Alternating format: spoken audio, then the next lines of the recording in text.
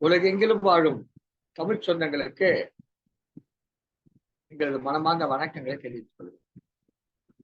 இன்றைக்கு சங்கத்தமிழ் இலக்கிய பூங்கா வழியாக ஒரு பட்டிமன்றம் ஏற்பாடு செய்திருக்கிறார். இந்த பட்டிமன்றத்துடைய தலைப்பு சற்று வித்தியாசமாக இருக்கிறது.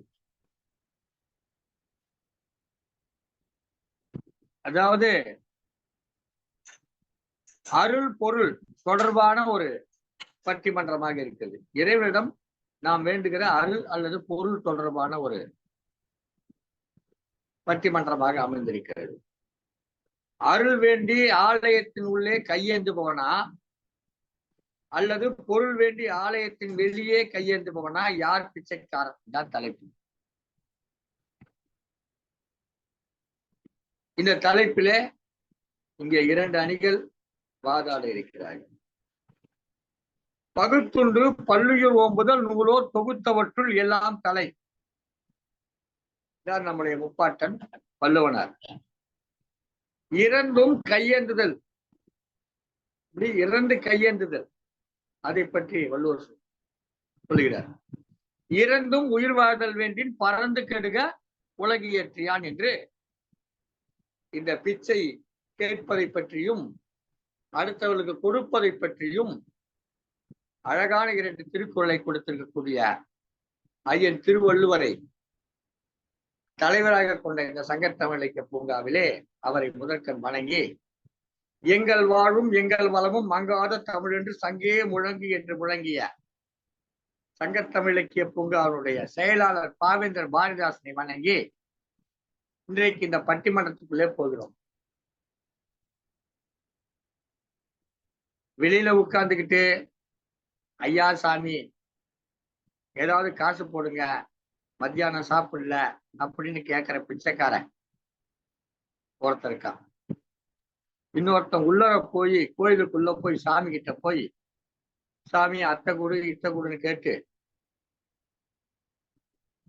அருளை கேட்டு அருள் என்கிற பெயரிலே பொருளை கேட்டு பொருளை தர சொல்லி அருளை கேட்டு இப்படி கேட்கிற ஒருவன் இருக்கிறான். இந்த இரண்டு பேரிலேயே யார் உண்மையான பிச்சைக்காரர்கள் என்பதுதான் இந்த பட்டிமன்றத்துடைய விவாத பொருளாக இருக்கிறது. இந்த விவாத பொருளிலே இரண்டு அணிகளாக நின்று தங்கள் அணிக்காக வாதாட வந்திருக்கிறார்கள்.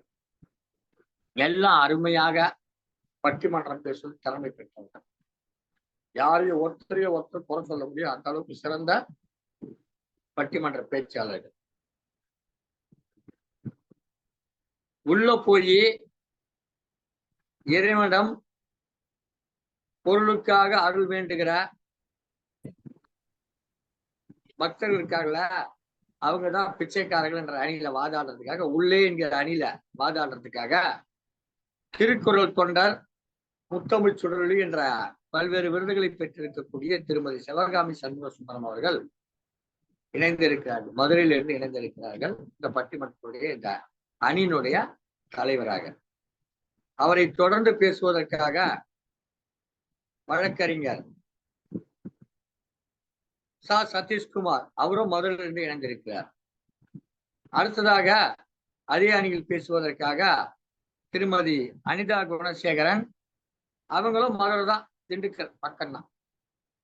ஆக இந்த மூன்று மதுரையை சேர்ந்தவங்களும் உள்ள போய் கடவுள்கிட்ட கேட்கறான்னா அவன் தான் பிச்சைக்காரர்கள் உயர்ந்தவன் அப்படின்னு பேச வந்திருக்காங்க.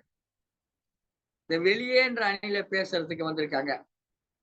இல்ல வெளியில இருந்துகிட்டு போகிற வருகிற மக்களிடமெல்லாம் பொருளை கேட்டு கொண்டிருக்கிற அந்த பிச்சைக்காரன் தான் சிறந்தவன் பேச வந்திருக்காங்க. திருப்பதி கவிஞர் அமுதா சிங்காரவேலு கோவையிலிருந்து, கனவாசிரியர் விருது பெற்ற இரா கல்யாணி அம்மையார் பழனியிலிருந்து, சீர்மிகு ஆசிரியர் விருது பெற்றிருக்கக்கூடிய சி இந்திராணி ஆவடியிலிருந்து, இப்படி மூன்று பேர் வந்து அந்த அணியிலே பேச இருக்கிறார்கள். இதுல நான் நடுவுல எதுக்கு இருக்கேன்னு எனக்கு தெரியல, என்ன கூட்டு போட்டிருக்காங்க. நான் என்ன ஏதாவது பிச்சைக்கார சங்க தலைவரா அப்படின்னா இல்லையா? நம்ம பராசக்தி படத்துல வரும் பிச்சைக்கார சங்க தலைவர் அந்த மாதிரியா? இல்லையா? என்ன எதுக்கு கூப்பிட்டாங்கன்னு தெரியல. ஆனால் அருளை வேண்டுபவனா பொருளை வேண்டுபவனா எவன் உண்மையான இரவலன் என்கிற கேள்வியை இந்த பட்டிமன்றம் முன்வைத்து நடைபெற இருக்கிறது. உலகத்திலேயே பணம் பணம் பணம்னு அலையிற ஒரு கூட்டம் இருக்குது. பணம் கிடைச்சிருச்சுன்னா கடவுளுடைய அருள் கிடைச்சிருச்சுன்னு சொல்ற கூட்டமும் இருக்குது. பணம் எல்லாம் வேண்டாம், நாம இருக்கிற வாழ்க்கை வாழ்ந்தா போதும்னு நினைக்கிற ஒரு கூட்டம் இருக்கு. அந்த கூட்டம் தனக்கு அருள் கிடைத்து விட்டதாக எண்ணுகிறது. அதாவது பணம் வாழ்க்கைக்கு நிம்மதியை தராது என்று சொல்லிவிட்டு பணத்தை தேடிக்கொண்டிருப்பவர்கள் ஒரு பக்கம் இருக்கிறாங்க. பணம் நிம்மதியை தராது என்று சொல்லிவிட்டு பணம் இல்லாமல் இருப்பவர்களும் இருக்கிறார். ஆக இந்த பொருள் என்பது ரொம்ப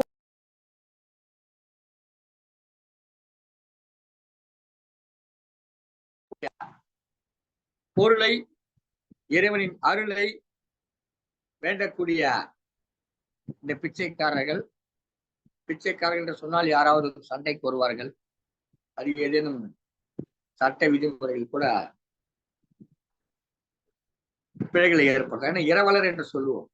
இந்த இரவலர்களிலே மிகச்சிறந்த இரவலர் யார் என்று பேசுவதற்காக இங்கே ஒரு பட்டிமன்றம் நடக்கிறது. இந்த பட்டிமன்றத்துடைய நடுவராக நான் இருக்கிறேன். இந்த நிகழ்ச்சியிலே இவர்கள் வைக்கிற வாதங்களை வைத்து என்னால் இயன்றவரை, எனக்கு தெரிந்தவரை யார் சிறந்த பிச்சைக்காரன் என்று, யார் சிறந்த இரவலர் என்று ஒரு தீர்ப்பை வழங்குகிறேன். இப்போது இந்த அணியிலே முதலிலே பேச வருபவர்கள் உள்ளே என்கிற, அதாவது உள்ள போய் கடவுள்கிட்ட பொருள் வேணும்னு அருள் வேண்டுகிற பிச்சைக்காரன் தான் இரவலர், தான் சிறந்த இரவலர். யார் உண்மையான பிச்சைக்காரன், யார் உண்மையான பிச்சைக்காரன் என்ற கேள்விய முன்வைத்து உள்ளதா அப்படின்னு பேசிட்டு வர்றாங்க திருக்குறள் தொண்டர் திருமதி சிவகாமி சண்முகம். இவங்க பல்வேறு விருதுகளை பெற்றிருக்கிறாங்க. சங்கத்தமிழ் தொலைக்காட்சியினுடைய மேலாண் இயக்குநராக, ஸ்டெப்டியுடைய மேலாண் இயக்குநராக இருக்கிறாங்க. அது இல்லாம மிக அதிகமான பார்வையாளர்கள் கொண்ட ஒரு தொலைக்காட்சியை அவங்க சிவகாமி சண்முகசுந்தர பேர்களில் நடத்தியிருக்காங்க. நாள்தோறும் திருக்குறளுக்கு உரை சொல்லுவது, திருக்குறள் சார்ந்த கதைகளை சொல்லுவது, திருக்குறளுக்கான விளக்கங்களை சாதாரண மக்களிடம் கொண்டு செல்வது, இந்த திருக்குறள் சார்ந்த பல்வேறு பணிகளை செய்வதாலேயே அமெரிக்க முத்தமிழ் தொலைக்காட்சியிலே நாளும் ஒரு திருக்குறள் நிகழ்ச்சியிலே பங்கேற்று திருக்குறளுக்கு உரை வழங்குவது, இப்படி பல்வேறுபட்ட பணிகளை இவர் செய்து கொண்டிருக்கிறார். அந்த வகையிலே இவர் திருக்குறள் தொண்டர் என்கிற விருதையும் பெற்று சிறப்பாக பயணித்துக் கொண்டிருக்கிறார். இவர் இன்றைக்கு உள்ள போய் கடவுள்கிட்ட போய் கையேந்துகிறானே அவன் தான் உண்மையான பிச்சைக்காரன் அப்படின்னு பேச வர்றாங்க. சிறந்த இரவலன்னு சொல்ல வர்றாங்க. எல்லாம் 3 பேரும் மதுரை பக்கம். எனவே வீச்சறிவாள், வெட்டறிவாள், என்னென்ன அறிவாள்லாம் இருக்கோ அதெல்லாம் எடுத்துக்கொள்ளாமல் தங்களுடைய சொந்த அறிவால் பேச வருகிறார்கள். அதெல்லாம் எடுத்துட்டு வர மாட்டாங்க. நம்பிக்கையோடு இருக்கிறோம். வாங்கம்மா. அன்னை தமிழுக்கு முதல் வணக்கம். சங்கத்தமிழ் இலக்கிய பூங்காவின் தலைவராம் ஐயன் வள்ளுவரை தொழுது செயலராம் பாவேந்தரை வணங்கி ஒருங்கிணைப்பாளராம் நீலகண்ட ஐயா அவர்களுக்கு என்னுடைய வணக்கங்களை தெரிவித்துக் கொள்கின்றேன். இப்பேற்பட்ட பட்டிமன்றத்திற்கு நடுவராக இருப்பதற்கு பிச்சைக்கார சங்கத்தின் தலைவராக இருக்க வேண்டிய அவசியம் இல்லை. அதனால் இந்த கருத்துக்களை பகுத்தறிந்து சிறப்பானதொரு தீர்ப்பளிப்பதற்காக வந்திருக்கும் நடுவர் அவர்களுக்கு என்னுடைய வணக்கங்களை தெரிவித்துக் கொள்கின்றேன். ஐயா, நாங்க என்ன சொல்ல வரோம் அப்படின்னு பாத்தீங்கன்னா, பிச்சை புகினும் கற்கை நன்றேன்னு சொன்னாங்க. கற்கை நன்றே, கற்கை நன்றே, பிச்சை புகினும் கற்கை நன்றேன்னு. அது மாதிரி பிச்சை எடுக்கிறது தப்புன்னு சொல்லல. அப்படினாலும் வந்து கல்வி கத்துக்கோங்கன்னு தான் நம்மளுடைய முன்னோர்கள் சொன்னாங்க. ஆனா அப்படி கல்வி கற்றதுக்கு அப்புறமாவும், பதவிக்கு வந்ததுக்கு அப்புறமும், நல்ல ஒரு நிலைமைக்கு வந்ததுக்கு அப்புறமும், கடவுள்கிட்ட போயிட்டு கையேந்தி நிக்கிறாங்க பாத்தீங்களா? அவங்கள தான் நாங்க சொல்றோம். வெளியில இருக்கவங்க கையேந்துறாங்க அப்படின்னா, அவங்க வந்து அத்தியாவசியத்துக்காக கையேந்துறாங்க. அன்றைக்கு வந்து அவங்களுடைய பசிய தீர்க்கறதுக்காக கையேந்துறாங்க. அவங்களுடைய தேவைகள பூர்த்தி பண்றதுக்காண்டி எல்லாருக்கும் தெரிஞ்சு வெளிப்படையா கையேந்தி அவங்களுடைய இயலாமையினால பிச்சை கேக்குறாங்க. ஆனா இந்த ஆலயத்துக்கு உள்ள போறாங்க பாத்தீங்களா? அவங்களுக்கு இல்லன்றதெல்லாம் கிடையாது. யாருக்கும் தெரியாம போயி கடவுளையே வந்து ஒரு தரகரா ஆக்குறாங்க. அருள் வேண்டி கேட்டா பரவால்ல. இல்லைன்னா கடவுளுடைய அனுகிரகம் வேணும்னு கேட்டா பரவால்ல. ஏற்கனவே அவங்களுக்கு பொருள் இருக்கும். ரூ. 1,00,000 இருக்கு அப்படின்னா, அது கோடி ரூபாய் ஆகணும் அப்படின்னு சொல்லி பேராசையினால போய் கேக்குறாங்க. அது மட்டும் அல்லாமல், நல்ல ஒரு பங்களா வீட்ல இருந்தா, இன்னும் அத விட இன்னும் ஒரு 4 வீடு வாங்கணும் அப்படின்னு சொல்லி போய் கேக்குறாங்க. அந்த மாதிரி எல்லாம் கேட்கும்போது பாத்தீங்கன்னா, கடவுள் வந்து நமக்கு என்ன குடுக்கல? இந்த மனித பிறவியே வந்து இந்த பிறப்பே வந்து நமக்கு கிடைச்ச ஒரு வரம். கூன், குருடு, செவிடு இன்றி பிறத்தல் அரிதுன்னாங்க. அது மாதிரி நமக்கு கண் பார்வை நல்லா இருக்கு, கை, கால் நல்லா இருக்கு, உடம்பு நல்லா இருக்குன்னா, உழைச்சு சாப்பிடுறத விட அத விட வேற என்ன இருக்கு? அதையெல்லாம் இருக்கிறதுனால அவங்களுக்கு அதனுடைய அருமை தெரியல. அதனால எனக்கு இது வேணும், அது வேணும் அப்படின்னு சொல்லிட்டு பண்றாங்க. இது மட்டுமா அவங்க பண்றாங்க? நவீனமா பிச்சை எடுக்குறாங்க. இப்போ வந்து வெளியில இருக்கவங்க கையேந்தி பிச்சை எடுக்குறாங்கன்னா, இந்த மாரி கோயிலுக்குள்ள போறவங்க எல்லாம் எப்படி எடுக்குறாங்கன்னு பாத்தீங்கன்னா, புலனத்துல எடுக்குறாங்க. இல்லைன்னா வந்து முகநூல்ல எடுக்குறாங்க. ஒரு செய்திய பரப்பி விட்டுட்டு, இத நீங்க வந்து இத்தன பேருக்கு அனுப்பிச்சீங்கன்னா உங்களுக்கு நல்லது கிடைக்கும். இத அனுப்பிச்சீங்கன்னா இதுக்கு வந்து கடவுள் அனுக்கிரகம் கிடைக்கும்னு இதுல கடவுள வேற உடந்தையாக்குறாங்க. இத நீ அனுப்பலைன்னா உனக்கு கெட்ட செய்தி வரும்.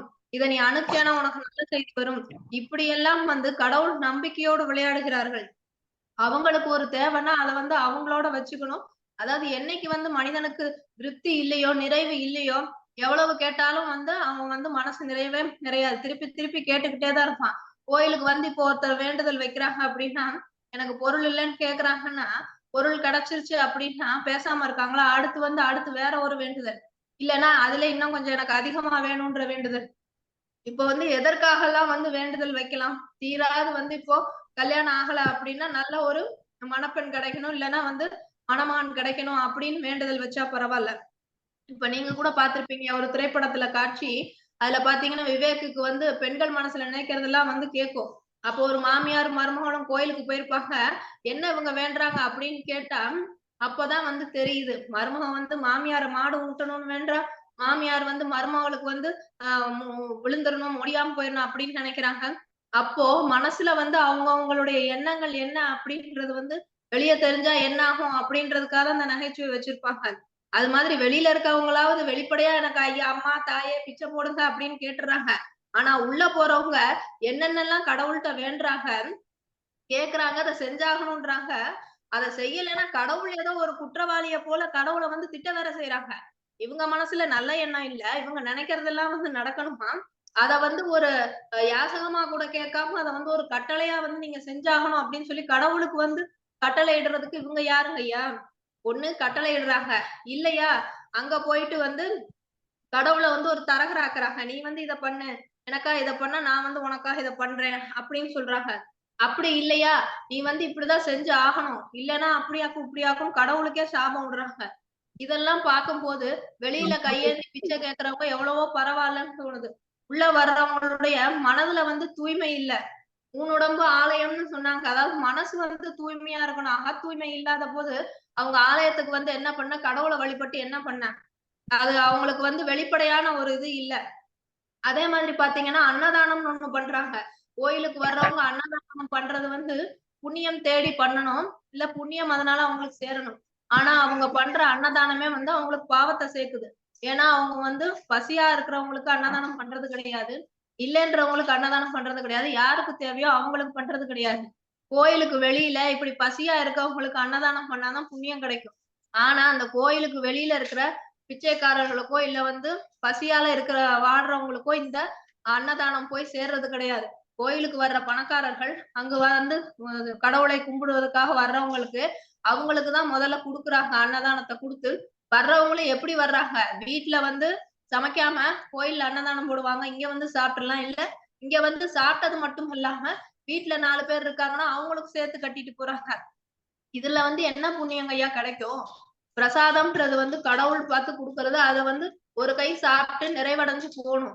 அத விட்டுட்டு வீட்டுல சமையல் பண்ணாம இங்க வந்து 4 பேருக்கு கட்டிக்கிட்டு போனா அதனால யாருக்கு புண்ணியம்? அதனால பாவம் தான் சேரும். அதே மாதிரி அன்னதானம் பண்றவங்களுக்கும் இதனால எந்த பலனும் இல்லைன்றாங்க. இல்லாதவங்களுக்கு தேவைப்படுறவங்களுக்கு பண்ணும்போதுதான் அந்த அன்னதானத்தினுடைய பலனே கிடைக்கும் அப்படின்னு வந்து சொல்றாங்க. அது மட்டுமா பண்றாங்க? உள்ள போறவங்க இன்னும் என்னென்ன அக்கிரமம் எல்லாம் பண்றாங்க.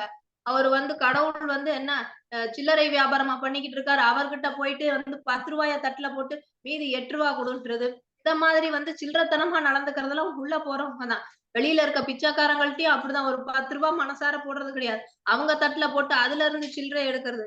இந்த மாதிரி சில்லறைத்தனமான வேலைகள் எல்லாம் பண்ணக்கூடியவர்கள் வந்து ஆலயத்துக்கு உள்ள போறவங்க தான். அவங்க வந்து கடவுளுடைய அருளை வேண்டுபவர்கள் அப்படின்னு வெளியில இருந்து பாக்குறவங்களுக்கு ஒரு மாயை தோற்றம் தான் தெரியுதே தவிர, உள்ள போய் ஒவ்வொருத்தர் மனசுக்குள்ள புகுந்து பார்த்தாதான் தெரியுது. ஆலயத்துக்கு அவங்க எதுக்காக வர்றாங்க அப்படின்னு. அவங்க வந்து கடவுள் நம்பிக்கையினாலேயோ, கடவுள் மேல இருக்க பக்தியினாலேயோ, கடவுளுடைய அருளை வேண்டி வருபவர்கள் அல்ல. அவர்களும் பொருள் வேண்டி வர்றாங்க. பல எதிர்பார்ப்புகளோட வர்றாங்க. ஏதோ ஒரு பலன் நமக்கு வேணும் அப்படின்னு சொல்லிட்டு தான் வர்றாங்க. இந்த மாதிரி வந்து கோயிலை வந்து வியாபார சந்தையாக ஆக்குபவர்களும், அங்க வந்து புண்ணியத்தை தேடுறேன்ற பேர்ல பாவத்தை சேர்ப்பவர்களும், இவங்க எல்லாமும் தான் வந்து கோயிலுக்கு உள்ள வந்து போறவங்க. இவங்க தான் உண்மையான பிச்சைக்காரர்கள் அப்படின்னு நாங்க சொல்றோம். அதாவது வேண்டுதல் வேண்டாமை இலானடி சேர்ந்தாருக்கு யாண்டும் இடும்பை இல அப்படின்னாங்க. அதாவது வேண்டும் வேண்டாம் அப்படின்ற விருப்பு வெறுப்பற்ற இறைவனுடைய அடியை சேர்பவர்களுக்கு மட்டுமே எந்த ஒரு துன்பமும் இல்லை அப்படின்னு சொன்னாங்க. ஆனா இன்னைக்கு இறைவனுக்கே வந்து துன்பத்தை கொடுக்கக்கூடிய அளவுக்கு இவங்கெல்லாம் வந்து பண்றாங்க. ஆலயத்துக்குள்ள வர்றவங்க இறைவனை வைத்தே வந்து போட்டி போடுறாங்க. இறைவனுக்காக வந்து அத பண்றேன் இத பண்றேன்னு சொல்லிட்டு அந்த இறை அருளையே வந்து வீணாக்குறாங்க. எனவே நடுவர் அவர்களே, வெளியில இருக்கிறவங்களா உள்ள இருக்கிறவங்களான்றத விட உள்ளே இருப்பவர்கள் வந்து பிச்சைக்காரர்கள்னு நாங்க ஏன் சொல்றோம் அப்படின்னா, இல்லாத நிலையில கையேந்தினா பரவாயில்ல. எல்லாம் இருந்தும் ஆசையினால், பேராசையினால் மேற்கொண்டு கையேந்துவதோடு மட்டுமல்லாமல், கடவுளுக்கே களங்கம் கற்பிக்கக்கூடியவர்கள் தான் ஆலயத்தின் உள்ளே செல்பவர்கள் என்று என்னுடைய வாதத்தை வைத்து வாய்ப்புக்கு நன்றி கூறி விடைபெறுகிறேன் ஐயா.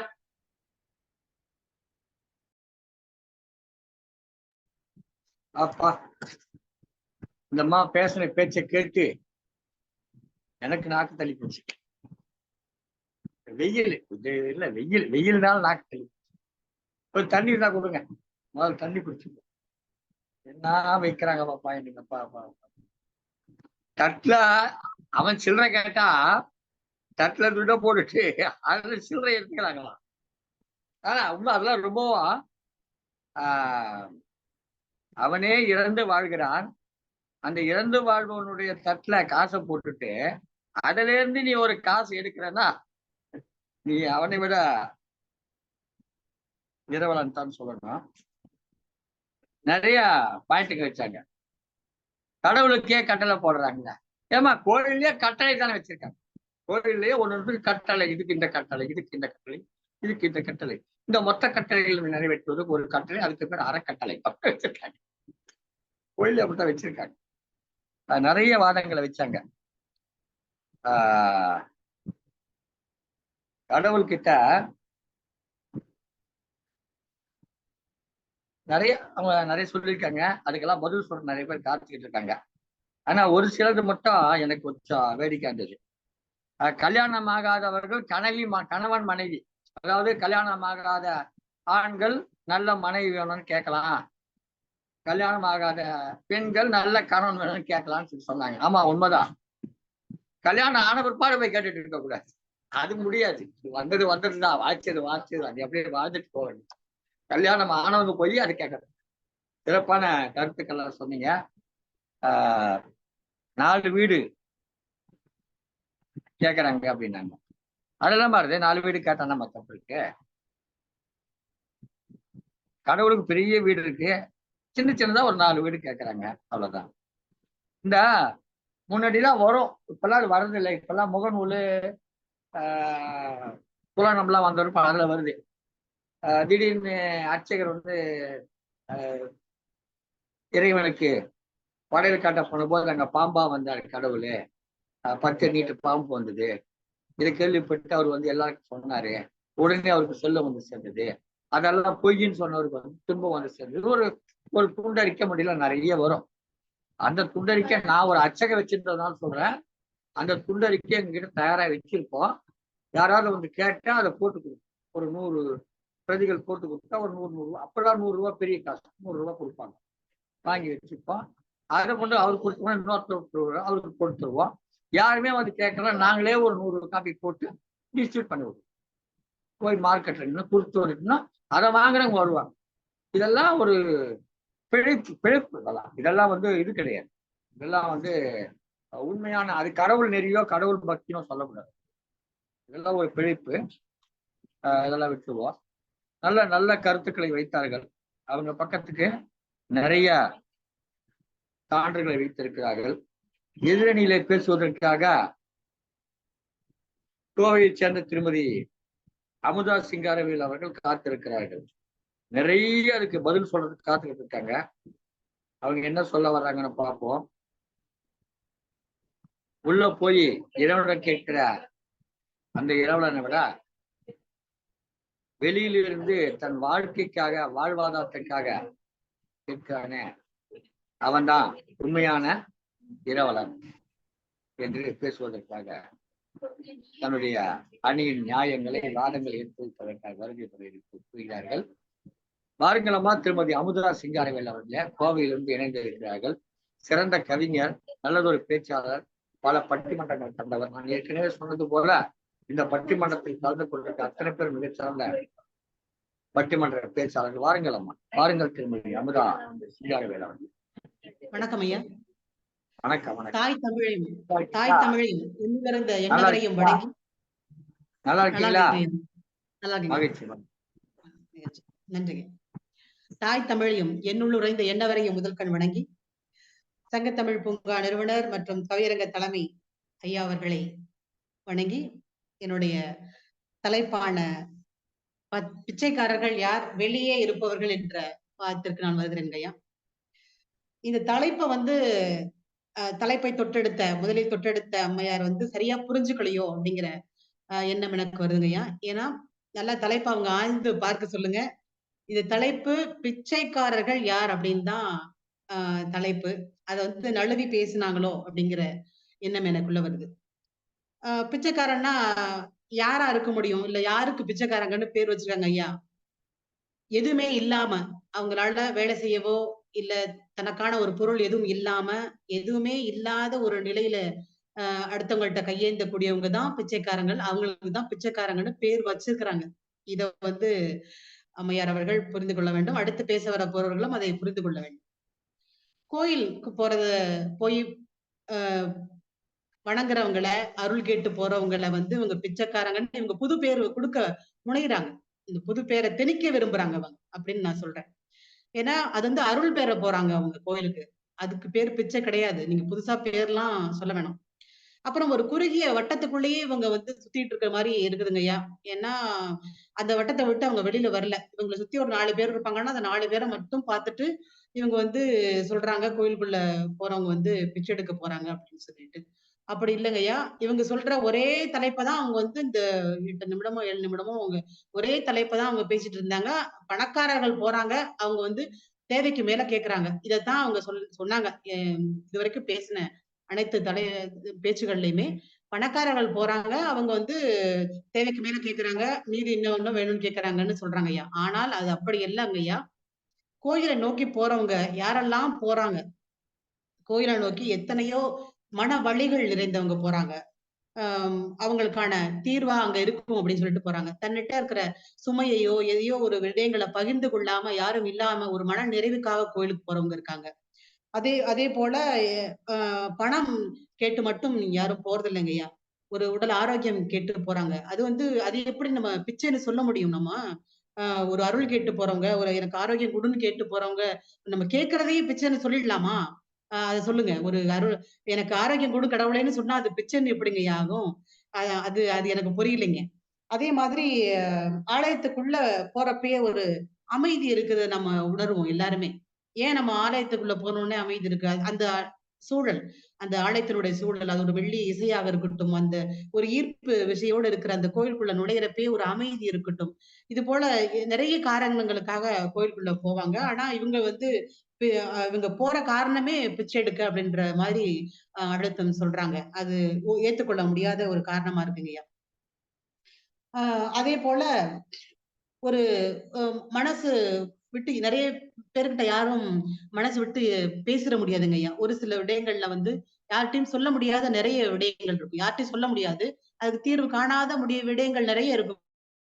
அந்த மாதிரி இருக்கிறப்போ நம்ம ஒரு ஆக சிறந்த சக்தியா நம்மளோட நம்பிக்கைய மனசுல வச்சு போய் சொல்ல போறப்போ நம்ம கடவுள்ட்ட கொட்டுனோம்னா எந்த பிரச்சனையும் கிடையாது. யாரும் நமக்கு வழி சொல்ல மாட்டாங்க. அந்த மாதிரி ஒரு சூழ்நிலை உள்ளவங்க கூட கோயிலுக்கு போறாங்கய்யா. மன நிறைவோட திரும்பி வர்றத நாம பாக்குறோம். எங்க வீட்ல பக்கத்துல ஒரு குடும்பம் இருக்கு. அந்த குடும்பத்துல வெளியூர்ல இருந்து தங்கி இருக்கிற குடும்பம். ஆ கணவர் இல்லாத ஒரு 3 பெண் குழந்தைகளை மட்டுமே வைத்திருக்க குடும்பம். ரொம்ப கட்டுசிட்டான ஒரு தலைவி வந்து அந்த குடும்பத்த நடத்திட்டு இருக்கிறாங்க. அவங்க யார்ட்டயும் அதிகமா போய் உதவி கேட்டுற முடியாது. ஏன்னா 4 பெண்களாக இருக்கக்கூடிய வீடு அது. யார்ட்டயும் டக்குனு போய் ஒரு உதவி கேட்டுற முடியாது. யாரையும் நம்பிற முடியாது. அந்த மாதிரி இருக்கும். அவங்களுக்கு இன்னும் பல பொருளாதார கஷ்டமோ, இல்ல மீதி மற்றைய கஷ்டங்களோ இருக்கும். அந்த அந்த மாதிரியான சூழ்நிலையில அவங்க வந்து தினமும் கோயிலுக்கு போறத வழக்கமா கொண்டு வந்து வச்சிருந்தாங்க. ஆ இன்னொரு அம்மா வந்து அவங்கள்ட்ட கேட்டாங்க. "ஏம்மா நீங்க வந்து டெய்லியும் கோயிலுக்கு போறீங்க?" அப்படின்னு சொல்லி. ஆ என்னதான் அவங்க பெண்ணா இருந்தாலும், அவங்க கிட்ட கூட இவங்க துயரத்த சொல்ல முடியாது. ஏன்னா வெளியில இருந்து வந்திருக்காங்கங்கிறப்போ, அத சொல்ல முடியாது. அப்ப நான் அவங்க சொன்னாங்க, "நெறைய இருக்கும்மா சொல்றதுக்கு. ஆனா வந்து எல்லார்ட்டயும் பகிர்ந்து கொள்ள முடியாதுங்கிற சூழ்நிலை. நான் கடவுள்ட்ட போய் என்னுடைய துக்கத்த ஒப்படைக்கிறேன்." அப்படின்னு சொல்லி அந்த அந்த அம்மா சொன்னத நானு கேட்டிருக்கிறேன். அதுபோல மனசுக்குள்ள எவ்வளவோ அழுத்தங்கள் இருக்கும், எவ்வளவோ இருக்கும். அந்த மாதிரி சொல்லதாங்கய்யா கோயிலுக்கு போறாங்க. அவங்க அங்க போய் பிச்சை எடுக்கல அப்படிங்கிறது வந்து நானு ஆணித்தரமா சொல்றேன். அவங்க ஒரு மனக்குறை தீர்க்கறதுக்காக அவங்க போறாங்க. இத எப்படி நம்ம வந்து பிச்சைன்னு சொல்ல முடியும்? அப்படின்னு எனக்கு தெரியல. அதே மாரி அ ப ய வெளியில பிச்சை எடுக்கிறவங்கன்னு பார்த்தீங்கன்னா, எப்படி இருக்கவங்க பிச்சை எடுப்பாங்க? அத நீங்க சொல்லுங்க. அவங்க வந்து எதுவுமே இல்ல, ஒண்ணுமே இல்ல அப்படின்னு சொல்லிட்டு பிச்சை எடுக்குறாங்க. ஏமாற்றுக்காரர்கள் இருக்கலாம். ஒரு சிலர் இருக்கலாம். பாத்திரம் இருந்து பிச்சை எடுன்னு சொல்லி அந்த சொல்ல நிகழ்வு வந்து அதுக்காக தான் அவங்க நெறைய இடத்துல பயன்படுத்திக்கிறாங்க. அதுபோல நம்ம ஒவ்வொருத்தங்கள்ட்டயும் போய் கேட்டு சொல்ல முடியாது. அதற்காக இருக்கும். இப்போ அ கோயிலுக்குள்ள வந்து ஏன் இவங்க வந்து ப கேட்கறாங்க? அப்படின்னு நீங்க கேட்க வரலாம். ஏன்னா, இவங்கலாம் ஏன் கோயிலுக்குள்ள வந்து கடவுள்ட்ட அந்த துக்கத்தையோ, தன்னுடைய சோகத்தையோ சொல்ல வராங்க? அப்படின்னு நீங்க கேட்கலாம். அதுக்கு நான் என்ன சொல்றேன்னா, வெளியில நின்னு பிச்சை எடுக்க துணிவில்லாதவர்கள், தன்மானத்தை விட்டு குடுக்க இயலாதவர்கள், தன்மானத்தை விட்டுக் கொடுக்க முடியாதவர்கள், தரம் இழந்து போக அ மனசு இல்லாதவங்க தான் வந்து இந்த கோயிலுக்குள்ள போய் அந்த வேண்டுதலாகவும், அந்த அருள் கிடைக்கிறதுக்காகவும் அவங்க வந்து போராடுறாங்கன்னு நான் சொல்றேங்கய்யா. அது பிச்சையாக இருக்க முடியாது அப்படின்னு நான் சொல்றேங்கய்யா. அதே போல ஒரு நன்றாக பாரம்பரியத்திலே செழித்திருந்த குடும்பம் ஒன்று இருந்தது. ரொம்ப பாரம்பரியம் மிக்க குடும்பம். பல செல்வ வளங்களை கொண்டிருந்த குடும்பம் அது. நீண்ட நெடிய பேருள்ள பெரும் பேருள்ள குடும்பம். நிறைய பேருக்கு உதவி செய்த குடும்பம் அது. அந்த குடும்பத்திலே வந்து இப்ப பேரிடர் நிறைய இந்த மாரி வர்றது போற கொரோனா அந்த மாரி வர்றது போற நிறைய பேரிடர் வந்து சில பல காரணங்களால் அவங்க வந்து தொழில்கள நலிவுற்று ஒரு பெரும் சுமையை தாங்க வேண்டிய சூழ்நிலை இருந்ததுங்க ஐயா. அந்த மாதிரி ஒரு சூழ்நிலையில வந்து அவங்க யார்ட்டயும் சொல்ல முடியாது. ஏன்னா இதுவரைக்கும் அவங்க வந்து பெரும் பகட்டோட வாழ்ந்தவங்க, நிறைய பேத்துக்கு உதவி செஞ்சவங்க. அந்த மாதிரி ஒரு சூழ்நிலையில இப்ப யாருகிட்டயும் அவங்க சொல்ல முடியாது. நாங்க ஒரு கஷ்டத்துல இருக்கிறோம்னோ, இல்ல நாங்க வந்து ஒரு தாழ்வான நிலைக்கு வந்துட்டோம் அப்படின்னா யார்ட்டயும் சொல்ல முடியாது. சொன்னாலும் யாரும் ஒத்துக்க மாட்டாங்க. அந்த மாதிரி ஒரு சூழல்ல இருப்பாங்க. அவங்க வந்து இப்போ கோயில்களுக்கு போறாங்க அப்படின்னா கூட நீங்க அத பிச்சைன்னு சொல்ல வருவீங்களாங்க ஐயா? அவங்க என்ன சொல்ல வராங்கன்னு தெரியல அந்த எதிர் தரப்பினர் உள்ளவங்க. இவங்களோட புரிதல் வந்து பணக்காரங்க இருக்கவங்க வந்து ஆ அ மேலும் பணம் கேட்கறதுக்கு போறாங்க அப்படிங்கிறாங்க. எத்தனையோ ஆ பணக்காரர்கள் வந்து கோயிலுக்கு நிறைய தர்ம காரியங்கள் செய்றதுக்கும், எவ்வளவோ திருத்தொண்டுகள் செய்வதற்கும், எவ்வளவோ உதவி பண்றாங்களேங்கய்யா! அதுக்கெல்லாம் ஏங்கய்யா உங்களுக்கு தெரிய மாட்டேங்குது? அப்புறம் சொல்றாங்க, அ கோ கோயில் இந்த கோயில்கள பொறுத்தவரைக்குமே, அங்க போறதே அ ஒரு பெரிய பிழைங்கிற மாதிரி இவங்க வாதங்கள்ல கொண்டு வராங்க. அது எப்படிங்கய்யா சாத்தியமாகும்? கோயில்ல போறதே அதே மாதிரி கோயில்லாம் எங்கெல்லாம் இருக்குதோ, அங்கெல்லாம் வந்து பாத்தீங்கன்னா, அன்னதானம் நடக்கிறத பத்தி அவங்க ரொம்ப இதா சொல்லிட்டு இருந்தாங்க. வீட்டுல சமைச்சு வச்சுட்டு இல்ல வீட்டுல சமைக்காம கோயில்ல போய் சாப்பிடுறாங்களாம். எத்தனையோ பேர் மதிய உணவு கிடைக்காம வெளியில ரோட்ல திரிஞ்சிட்டு இருக்கவங்க எல்லாம் போய் கோயில்ல வந்து சாப்பிடுறது உங்களுக்கு கண்ணுக்கு தெரியலங்கய்யா. ஏன்னா எத்தனையோ ஒரு பெரியவர்கள்லாம் வந்து வீட்டுல சில குடும்பங்கள்ல வந்து வீட்டுல சரியான சாப்பாடு கிடைக்காது. ஒரு மருமக சாப்பாடு கொடுக்காம இருக்கலாம். இல்ல அந்த வீடே வறுமையா இருக்கலாம். அப்படி இருக்கவங்க வெளியில போய் இந்த கோயில்ல ஒரு சாமி கும்பிட்டு ஒரு சாப்பாடு பிரசாதம் சாப்பிட்டுட்டு வர்றவங்க எல்லாம் எத்தனையோ பேர் இருக்காங்களே, அவங்க எல்லாம் இவங்க பார்க்காம இருக்கிறாங்க அப்படின்னு நான் சொல்றேன். அதே போல கோயிலுக்கு செல்வதுங்கிறது வந்து ஒரு அறிவியல் பூர்வமாகவும் நிரூபிக்கப்பட்ட உண்மைதானேங்க அது. ஒரு ஈர்ப்பு விசை இருக்கிற அந்த கோயில்ல ஒரு மன அமைதியும் ஒரு மன நிறைவும் கிடைக்கிற இடம் தானேங்க அது கோயில். அது எப்படி கோயிலுக்கு போறதே இவங்க பிச்சை எடுக்கக்குள்ள இருக்கும்னு சொல்ல வராங்க.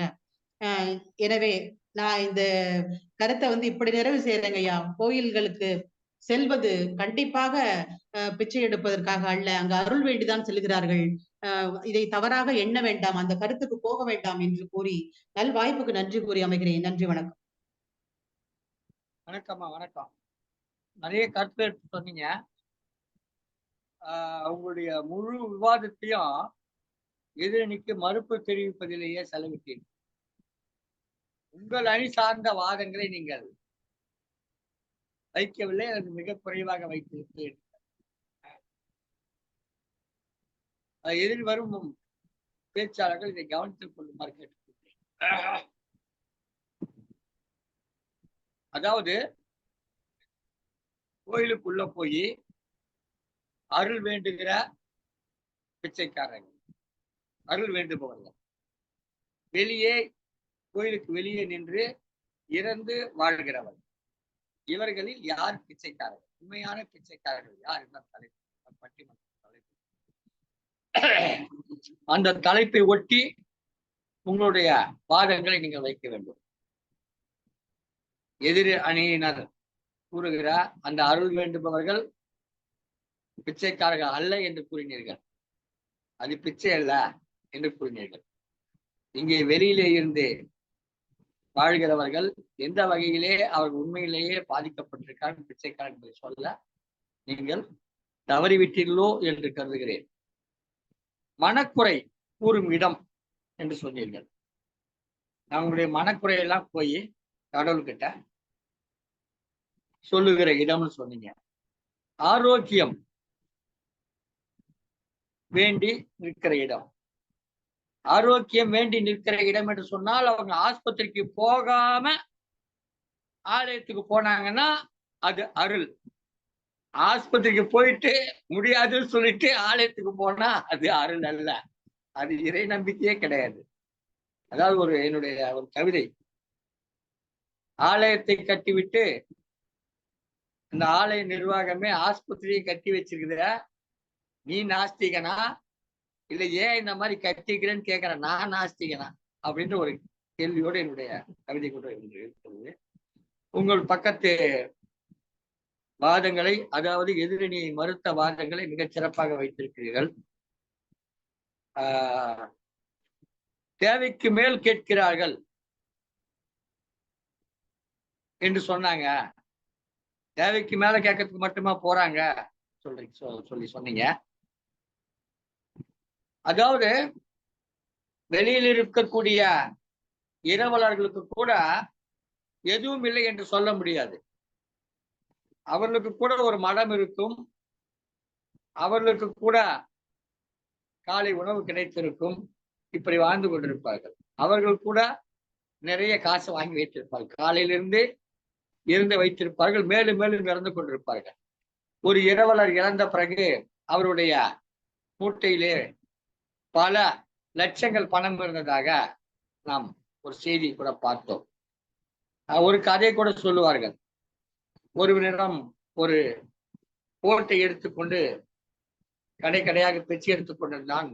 ஒரு கடைக்காரர் மட்டும் அந்த ஓட்டை கொண்டு வா என்று காட்டு என்று வாங்கி புரண்டி பார்த்த போது அது தங்க ஓடாகிறது. இது எவ்வளவு நாளாக வைத்திருக்க என்று கேட்ட போது, எங்க தாத்தா காலத்தான் நாங்க இந்த ஓட்டை வச்சுதான் பிச்சை எடுத்துக்கிட்டு இருக்கோம். இது ஏதுன்னு கேட்ட போது, நாங்க ரொம்ப கஷ்டப்படுறோம்னு கேட்ட போது எங்களுக்கு ஒரு ஞானி கொடுத்தாரு இந்த ஓட்டை. அப்படி அறப்பாடி தங்கத்தை வச்சுட்டு ஏன்டா இவ்வளவு காலமா தலைமுறை பிச்சை எடுத்தீங்கன்னு சொல்லி கேட்கிற கேள்வி ஒன்று, ஒரு கதை ஒன்று. எனவே இந்த வெளியிலிருந்து இறப்பவர்கள் கூட தங்கள் வாழ்க்கையை இழந்தவர்கள், வாழ்க்கையை வாழ்ந்தவர்கள். நமக்கு தெரியாது. எத்தனையோ கோயில் வாசல்களிலே அமர்ந்திருக்கக்கூடிய சில பிச்சைக்காரர்கள் என்று சொல்லக்கூடிய சிலர் சில நாட்களுக்கு முன்பு, சில மாதங்களுக்கு முன்பு, சில ஆண்டுகளுக்கு முன்பு கோட்டீஸ்வரர்களாக இருந்திருப்பார்கள். தங்களுடைய சொத்துக்களை எல்லாம் பிள்ளைகளுக்கோ அல்லது உறவினர்களுக்கோ கொடுத்திருப்பார், அல்லது நண்பர்கள் நம்பி ஏமாந்திருப்பார். இப்படிப்பட்ட நிறைய பேர் இருக்கிறார். இன்னமும் உங்களுக்கு வாழக்கூடிய ஒரு எடுத்துக்காட்டு சொல்லுகிறேன். ஐயா பாலம் கல்யாண சுந்தரனார் என்று உங்களுக்கு தெரிந்திருக்கும். அவர் தன் வாழ்க்கையில் கிடைத்த சில கோடிகளை, அமெரிக்க அரசு அவருக்கு கொடுத்த சில கோடிகளை மாணவர்களுடைய கல்விக்காக கொடுத்தார். தன் வாழ்நாள் முழுவதும் அவர் ஒரு நூலகராக இருந்து பணியாற்றி அந்த நூலகத்தில் வந்த ஊதியத்தை எல்லாம் பல மாணவர்களுடைய கல்விக்காகவும் ஏழைகளுடைய நலனுக்காகவும் செலவிட்டார். தான் இரவு நேரத்திலே ஒரு உணவகத்திலே சென்று 2 மணி நேரம் 3 மணி நேரம் வேலை செய்து அந்த பணத்தில் தன் வாழ்க்கையை நடத்தினார். இப்போதும் அவருக்கு பணி நிறைவு தொகை வந்தபோது அதையும் கொடுத்தார். இன்றைக்கும் அவர் ஒரு வேட்டி ஒரு சட்டையோடு மிக எளிய வாழ்க்கையை வாழ்ந்து கொண்டிருக்கிறார். இப்படிப்பட்டவர்கள் இன்றைக்கும் இருக்கிறார்கள் என்கிற செய்தியை சொல்லி தொடர்ந்து எதிரணியில் இருந்து, அதாவது உள்ளே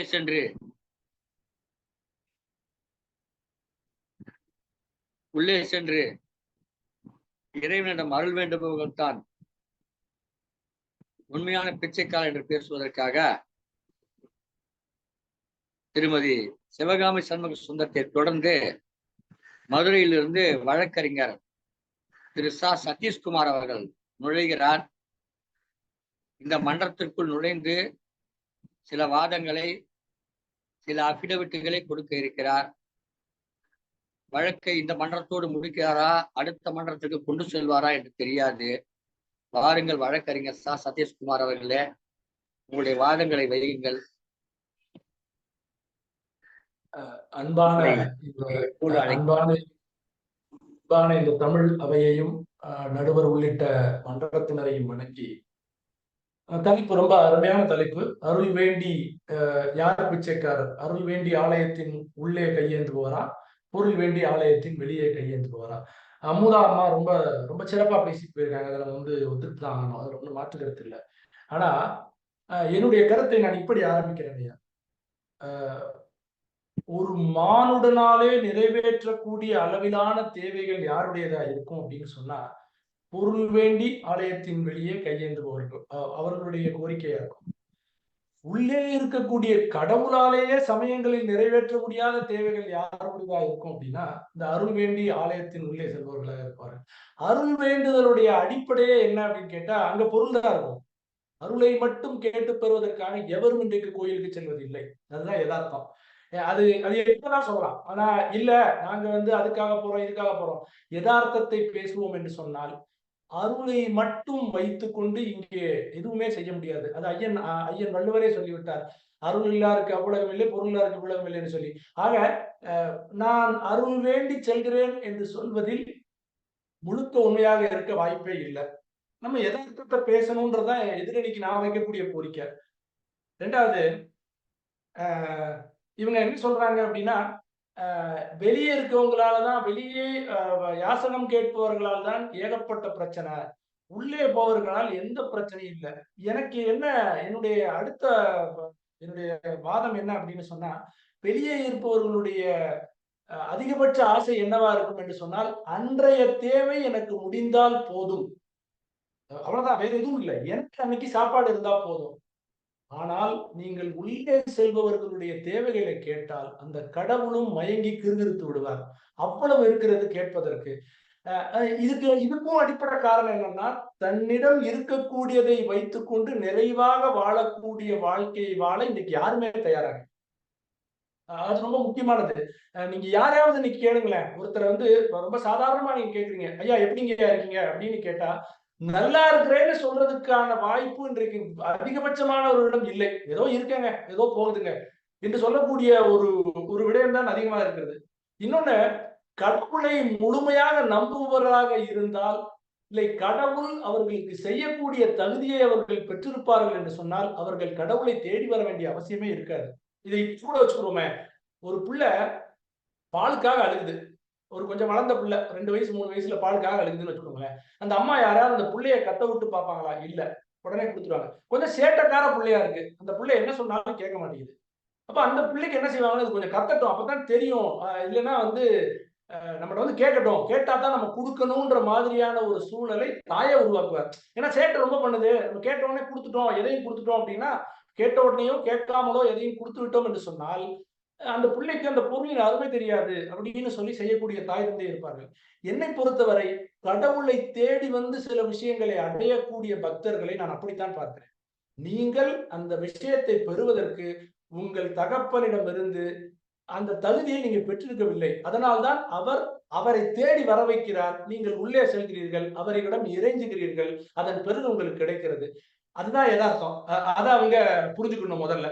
ஏன்னா இங்க அது வந்து ரொம்ப முக்கியமான ஒரு விஷயம். ஏன்னா நான் நம்புறது வந்து, நீ உங்களுடைய உள்ளம் தூய்மையாக இருந்தால் நீங்கள் கேட்பதை கேட்பதற்கு முன்னாலே அந்த கடவுள் கொடுத்து விடுவார். அதே மாதிரி வந்து நாங்க வந்து காசு கேட்டு எந்த இடத்துக்கும் போகல, பொருள் கேட்டு போவர்கள் மிக குறைவு அப்படின்னு சொன்னா 100ல் 10% அப்படி இருப்பாங்க. அப்படி யாரும் இல்லைன்னு சொல்லி அப்பட்டமாக மறுப்பதற்கு நான் இங்கு வரவில்லை. 100ல் 10% இருக்கிறாங்க. ஐயா எனக்கு வந்து என்னுடைய மனம் சரியில்லை, அந்த இடத்திற்கு சென்று வந்தால் நான் கொஞ்சம் எனக்கு கொஞ்சம் மன நிம்மதி கிடைக்கும் அப்படின்னு இருக்கிறவங்க 100க்கு 10%, கட்டாயமாக 90% எனக்கு இது வேண்டும் அது வேண்டும் என்று கேட்டு செல்பவர்களாக இருப்பார். நல்லா இன்னொன்னு பாத்தீங்கன்னா, இன்னைக்கு இப்போ ஒரு ரொம்ப வித்தியாசமான ஒரு நடைமுறையெல்லாம் வருது. ஒரு டியூப் லைட், நீங்க வந்து ஒரு ஒரு கோயிலுக்கு ஒரு டியூப் லைட் வாங்கி கொடுக்குறீங்க.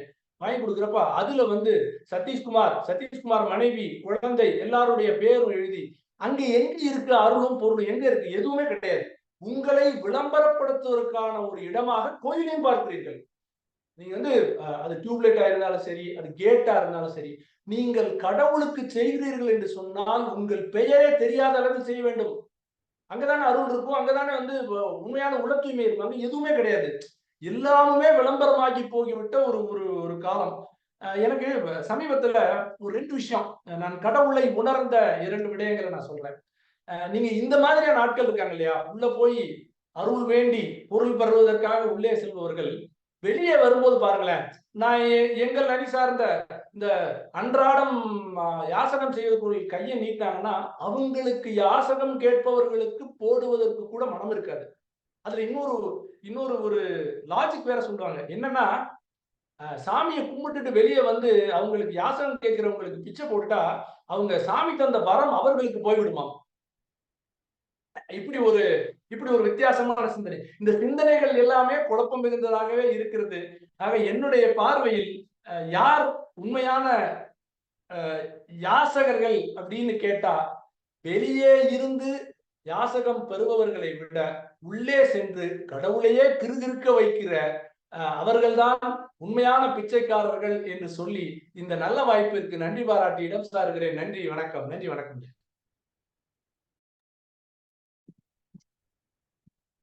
வழக்கறிஞர் சதீஷ்குமார் தன்னுடைய வாதத்தில் ஒன்றை வைத்தார். 100க்கு 10 பேர் தான் மனம் சரியில்லைன்னு வர்றவங்க,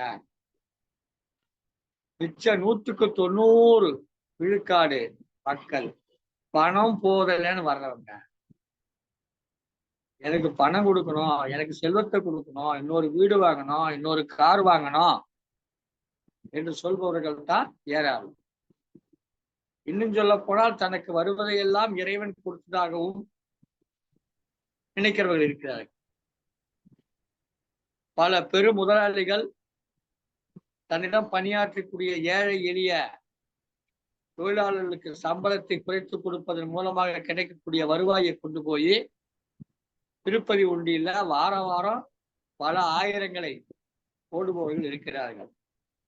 அது மாதிரி கட்டுக்கட்டாக பணம் போடுபவர்களுக்குத்தான் ஆலை நிர்வாகமும் அழைத்து சிறப்பு செய்கிறது.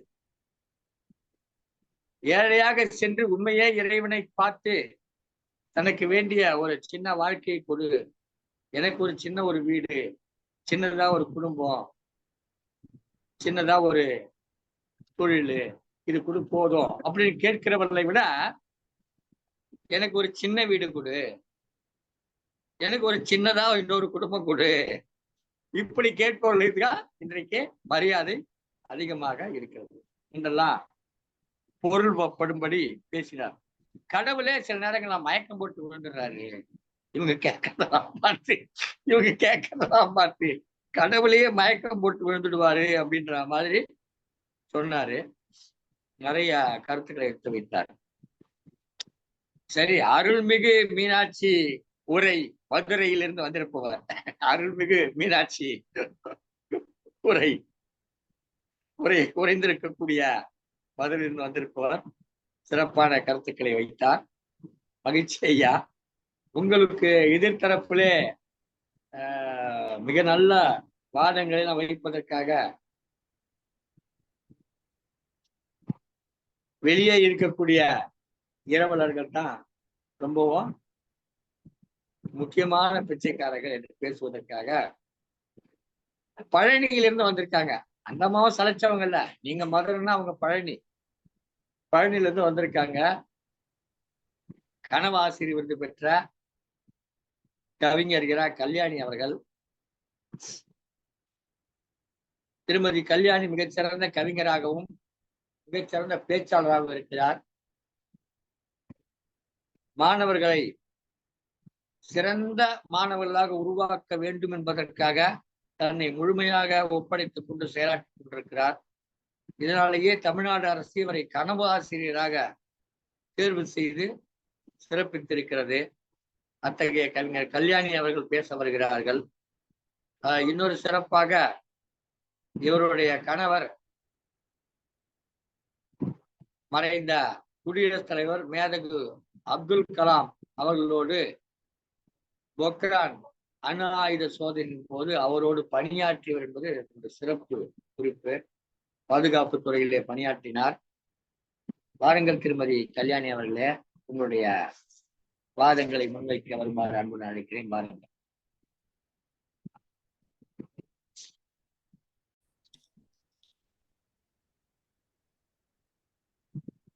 சங்கத்தமிழ் இலக்கிய பூங்காவின் தலைவராம் வள்ளுவரை தொழுது செயலாளர் பாரதிதாசனாரை வணங்குகிறேன். மற்றும் நம் தமிழ் பணிச்செம்மல் நீலகண்ட தமிழன் ஐயா அவர்களுக்கு என் அன்பான வணக்கத்தை கூறிக்கொள்கிறேன். இன்றைய பட்டிமன்றத்தின் தலைப்பு பிச்சைக்காரன் என்பவர் யார்? அருளை வேண்டி ஆலயத்துக்குள் செல்பவரா இல்லது பொருளை வேண்டி வெளியே பிச்சை எடுப்பவரா? அவங்களே சொல்லிட்டாங்க, பொருளை வேண்டி வெளியில பிச்சை எடுக்கிறவங்க தான் பிச்சைக்காரன்னு சொல்லிட்டாங்க. இதுக்கு வர பட்டிமன்றம்னு சொல்லி எல்லாரும் உட்காந்துட்டு இருக்கிறோம்.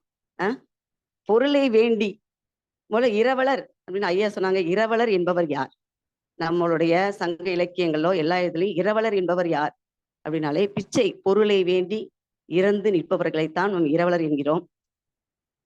நம்மளது வழக்கறிஞர் ஐயா அவர்கள், சதீஷ்குமார் ஐயா அவர்கள் தன்னோட வாதத்தை வழக்கறிஞர் என்பது போல அப்படியே எடுத்து முன்வைத்தார்கள். அவர் சொன்னதுல அவரே சொல்லிட்டாரு, பொருள் இல்லாருக்கு இவ்வுலகம் இல்லை. முதல்ல இந்த உலகத்துல பொருள் இல்லைனாலே இந்த உலகம் இல்லை அப்படின்ட்டாரு அவரே. அப்ப பொருளை வேண்டி வெளியில பிச்சை எடுக்கிறவங்க தானே பிச்சைக்காரங்க. அருளை வேண்டி ஆலயத்துக்குள்ள போறவங்களை ஏன் போய் பிச்சைக்காரன்னு சொல்லிட்டு இருக்கணும்? இது தேவைங்களா? பொருளை வேண்டி நாம வெளியில பிச்சை எடுத்துட்டு இருக்கவங்க தான் நம்ம பிச்சைக்காரர்கள் அப்படின்னு சொல்றோம். இப்போ உதாரணத்துக்கு அன்றைய காலகட்டத்துல நம்மளோட பண்பாட்டு விழுமியங்கள்னு சொல்லுவாங்க. கொடை வள்ளல்கள் அப்படின்னு சொல்லிப்போம், புரவலர்னு சொல்றோம். அதுக்கடுத்து பார்த்தீங்கன்னா ஈகை அப்படின்னு சொல்றோம். இதெல்லாம் எதனால வந்தது இந்த பேர்லாம்? கொடை ஈகை எல்லாம் வந்து இறந்து உண்பவர்களுக்காக ஏற்பட்டதுதான். இறந்து உண்பவர்களுக்கு கொடுக்கக்கூடியவர்களைத்தான் நாம் என்ன சொல்லியிருக்கோம்னா கொடையாளர்கள், ஈகை குணம் படைத்தவர்கள் என்று சொல்றோம். அப்ப அந்த பொருள் இல்லாமல் வறுமையில் வாடக்கூடியவர்கள் அந்த வறுமையை எப்படியாவது கடந்து விடணும். உணவு இல்லாமல் இருப்பாங்க, இல்லைன்னா துணிமணி இல்லாமல் இருப்பாங்க. அப்ப எதையாவது அந்த வறுமையை கடந்து கொள்வதற்காக பிச்சை என்ற தோணியை எடுத்துக்கொண்டு இருக்கக்கூடியவர்கள்ட்ட சென்று கேட்கிறார்கள். அன்றைய காலகட்டத்தில் புலவர்கள் என்ன பண்ணியிருக்காங்கன்னா தன் பாடல்களை பாடி கொடை குணம் உள்ளவர்களிடம் என்ன பண்ண பரிசுகள் பெற்றிருக்காங்க.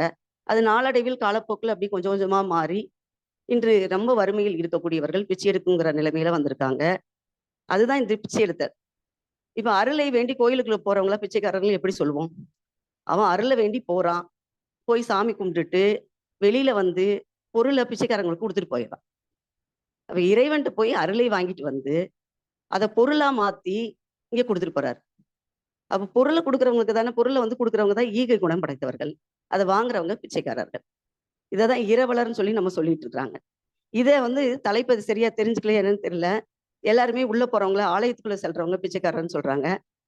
ஐயா அவர்கள் சொன்னாங்க, ஒரு அருமையான பாடல் இருக்கு, ஆலயம் தொழுவது சாலவும் நன்று அப்படின்னு இருக்காங்க. எதுக்கு ஆலயம் தொழுவது சாலவும் நன்று?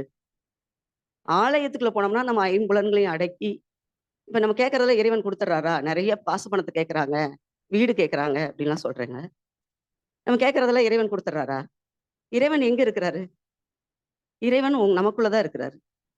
ஐயாவே சொன்னார், நான் கடவுளை உணர்ந்தேன் அப்படிங்கிறாரு. ஐயா ஒரு இடத்துல கடவுளை நான் உணர்ந்தேன் அப்படின்னு சொல்றாரு. அப்ப கடவுளை எங்க உணர்ந்தோம்? நம் மனதில் உணர்றோம். அந்த மனதில் உணரும் போது நாம் அருளுடையவராக மாறுகிறோம். அப்படி எப்படி பிச்சைக்காரரா மாறுவோம்? ஒரு அருளுடையவர் எப்படிப்பா பிச்சைக்காரரா மாறுவாங்க? நமக்கு தெரிய வேண்டாங்களா? அதனால அருளுடையவர்கள் வந்து பிச்சைக்காரர்கள் அல்ல. பொருளை வேண்டி இறந்து யாசித்து உண்பவர்கள் தான் பிச்சைக்காரர்கள். அது பிச்சைக்காரர்கள் சொல்றது இல்லை. இன்றைய காலகட்டத்தில் அது பிச்சை என்ற பெயர்ல வந்துருச்சு. அவர்களை இரவலர்கள் என்றுதான் நாம் சொல்வோம். இன்னைக்கு பிச்சைக்காரர்கள் எடுத்துட்டோம்னா பொருளுக்காக பிச்சை எடுக்கிறாங்க, உணவுக்காக கேட்டு பிச்சை எடுக்கிறாங்க.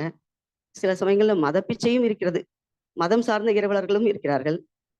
இணைய வழியில ஆதரவு தேடி இருக்கவங்களும் இருக்கிறாங்க, இணைய வழியில கேட்கறவங்களும் இருக்காங்க. அதனால இவங்கெல்லாம் ஏதாவது ஒரு தன்னுடைய வறுமை நிலையை கடப்பதற்காக எடுக்கக்கூடியவர்களை தான் நாம் இரவலர்கள், பிச்சைக்காரர்கள் என்கிறோம்.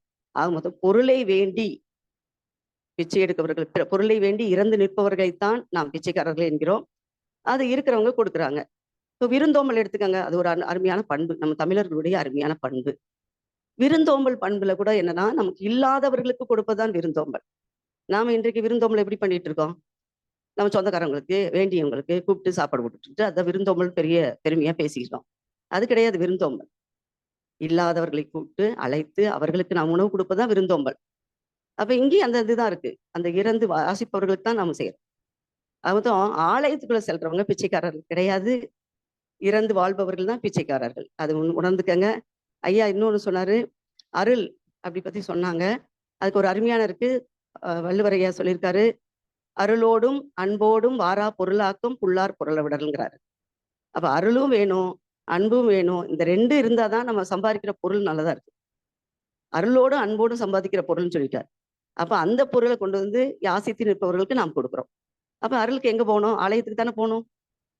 ஆலயம் போறவங்களை எல்லாம் நம்ம என்ன பண்ணக்கூடாது, பிச்சைக்காரர்கள் சொல்ல முடியாது. பொருளை வேண்டி யாசித்து நிற்பவர்கள் தான் பிச்சைக்காரர்கள் என்பதை எதிரணியர் நல்லா உணர்ந்துக்கங்க. கடவுள் நம்பிக்கை கடவுள் நம்பிக்கைன்னு பேசுறாங்க. அத நம்பிக்கைங்கன்னா என்ன? நம் மனதில் இருக்கக்கூடிய நம்பிக்கையெல்லாம் போய் அங்க இறைவன்கிட்ட சொன்னா இறைவன் வந்து கொடுத்துறாரா? அவரே சிலையவே காணாம போயிருது, கோயில் சிலையவே எடுத்துட்டு போயிடுறாங்க. அப்ப அங்க என்ன, ஒரு நம்பிக்கைக்குரிய ஒரு ஆதாரம் நம்மிடம் இருக்கிறது, நம் மனதில் இருக்கக்கூடிய எண்ணங்களை தூண்டக்கூடிய ஒரு ஆற்றல் இருக்கிறது, அதற்காக போகிறார்கள். அவர்களை போய் பிச்சைக்காரர்கள் என்று சொல்லலாமா? உழுவதெல்லாம் உயர்வெல்லாம் இருக்காங்க, நினைக்கிறதெல்லாம் நல்லா உயர்வா நினைன்னு இருக்காங்க. இருக்கிறத வச்சு வாழணும்னு ஏன் நினைக்கணும்? நல்லா நினைப்போம். படிக்கிற குழந்தைங்களை சொல்றோம், நீ பெரிய ஆளா வரணும்னு நினைக்கிறோம். பெரிய ஆளா வந்து நினைச்சாதானே அவன் ஏதோ ஒரு ஆளா வர முடியும். அப்ப உள்ளுவதெல்லாம் உயர்வுள்ளல். அப்ப அந்த எண்ணத்தை மேம்படுத்துறதுக்கு நம்ம ஆலயத்திற்கு செல்கிறோம், அருளை வேண்டி ஆலயத்துக்கு செல்கிறோம், அன்பை வேண்டி செல்கிறோம். அந்த அன்பும் அருளும் நீ இருந்தால்தான் இங்கு யாசித்து நிற்கக்கூடிய, பொருளை வேண்டி யாசித்து நிற்கக்கூடிய பிச்சைக்காரர்களுக்கு நம்மால் ஏதாவது ஒன்று செய்ய முடியும். எனவே இதை எதிரணியர் நன்றாக புரிந்து கொள்ள வேண்டும். வெளியில பொருளை வேண்டி நிற்பவர்கள் தான் பிச்சைக்காரர்கள். இது அன்றிலிருந்து இன்று வரையும் நடைமுறையில் உள்ளது. புதிதாக கோயிலுக்கு செல்லக்கூடியவர்கள், ஆலயத்திற்கு செல்வர்களை பிச்சைக்காரர்கள் என்று நாம் திணிக்க வேண்டாம் என்று கூறிக்கொண்டு இந்த வாய்ப்புக்கு நன்றி கூறி விடைபெறுகிறேன். நன்றி, மகிழ்ச்சி.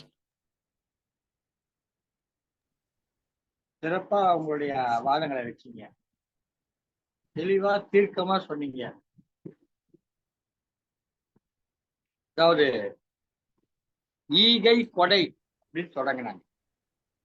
அடிப்படையில நம்முடைய தமிழர்களுடைய மரபு ஈகை கொடை, இது இரண்டிலிருந்து தொடங்கினாங்க. அந்த ஈகையும் கொடையும் தான், இதை பெறுபவர்கள் தான் இரவலர்கள், பிச்சைக்காரர்கள்.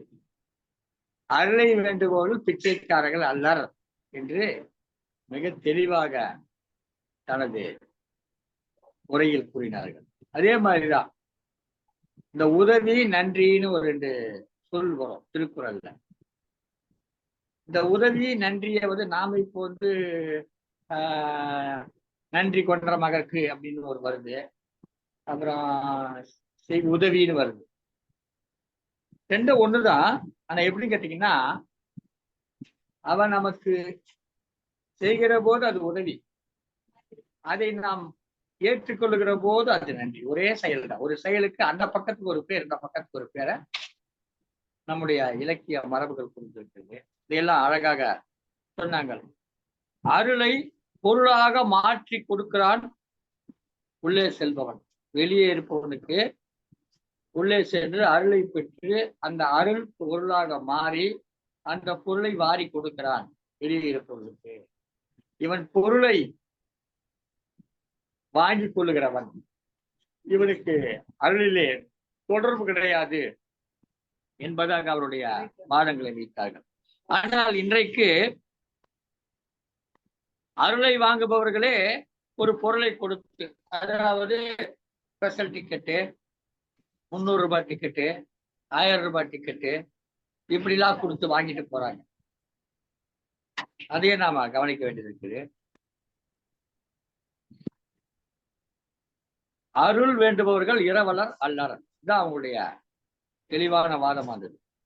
பொருள் வேண்டுபவர்கள் தான் இரவலர்கள் என்று குறிப்பிட்டார்கள். இன்னொன்னு தொடர்பு இல்லாம ஒண்ணு சொன்னாங்க. அதை பார்க்கிற போது எனக்கு தலைப்பு மாற்றி வச்சுட்டோமோ அப்படின்னு தோணுச்சு.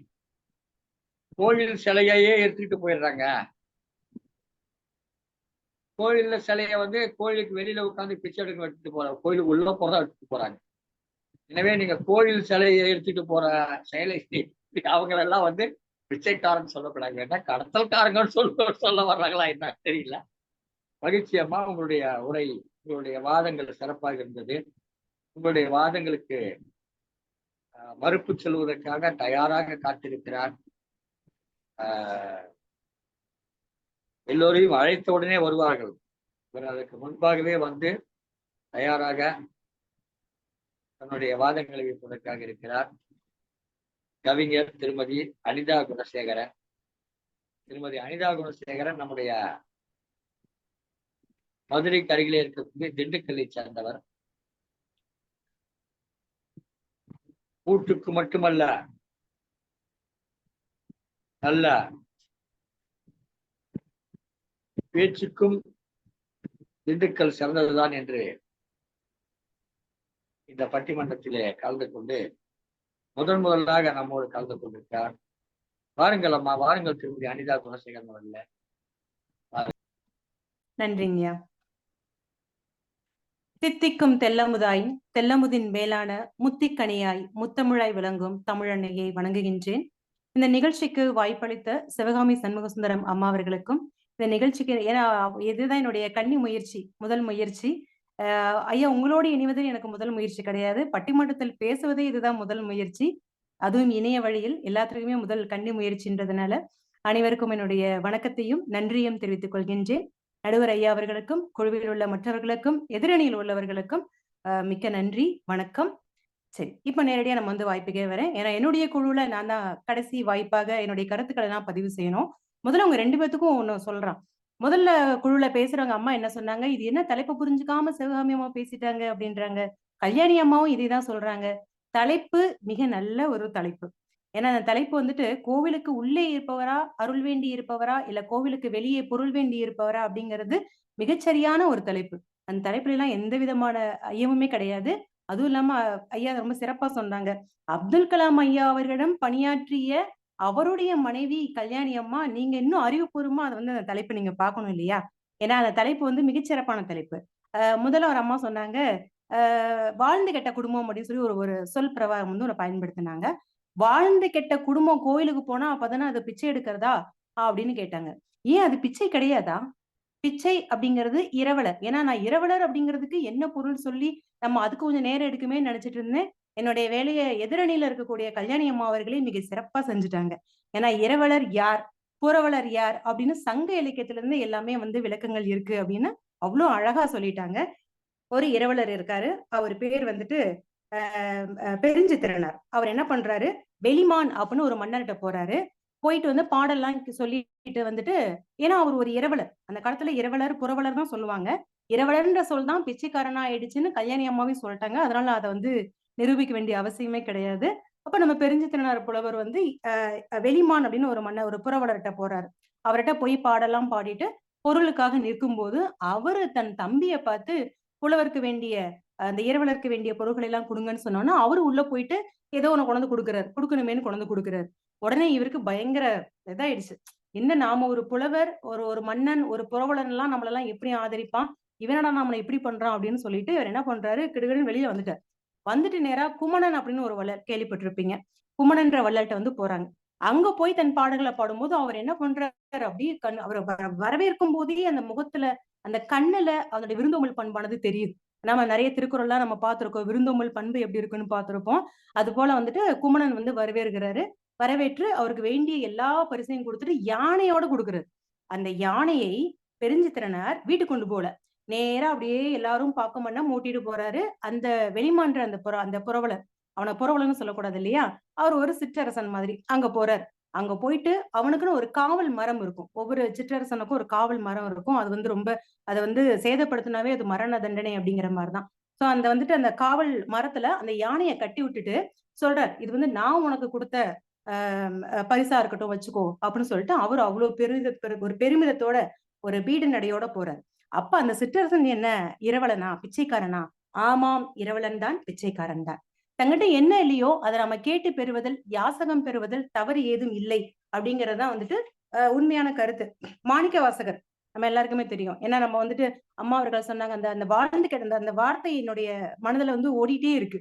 வாழ்ந்து கெட்ட குடும்பம் கோவிலுக்கு போறது என்ன, பிச்சை எடுக்கிறதா அப்படின்னா, மாணிக்க வாசகருக்கு முன்னாடியும் திருமூலருக்கு முன்னாடியும் அந்த வாழ்ந்து கெட்ட குடும்பம்ங்கிறது அவ்வளவு பெரிய தகுதி வாய்ந்த குடும்பமா என்ன?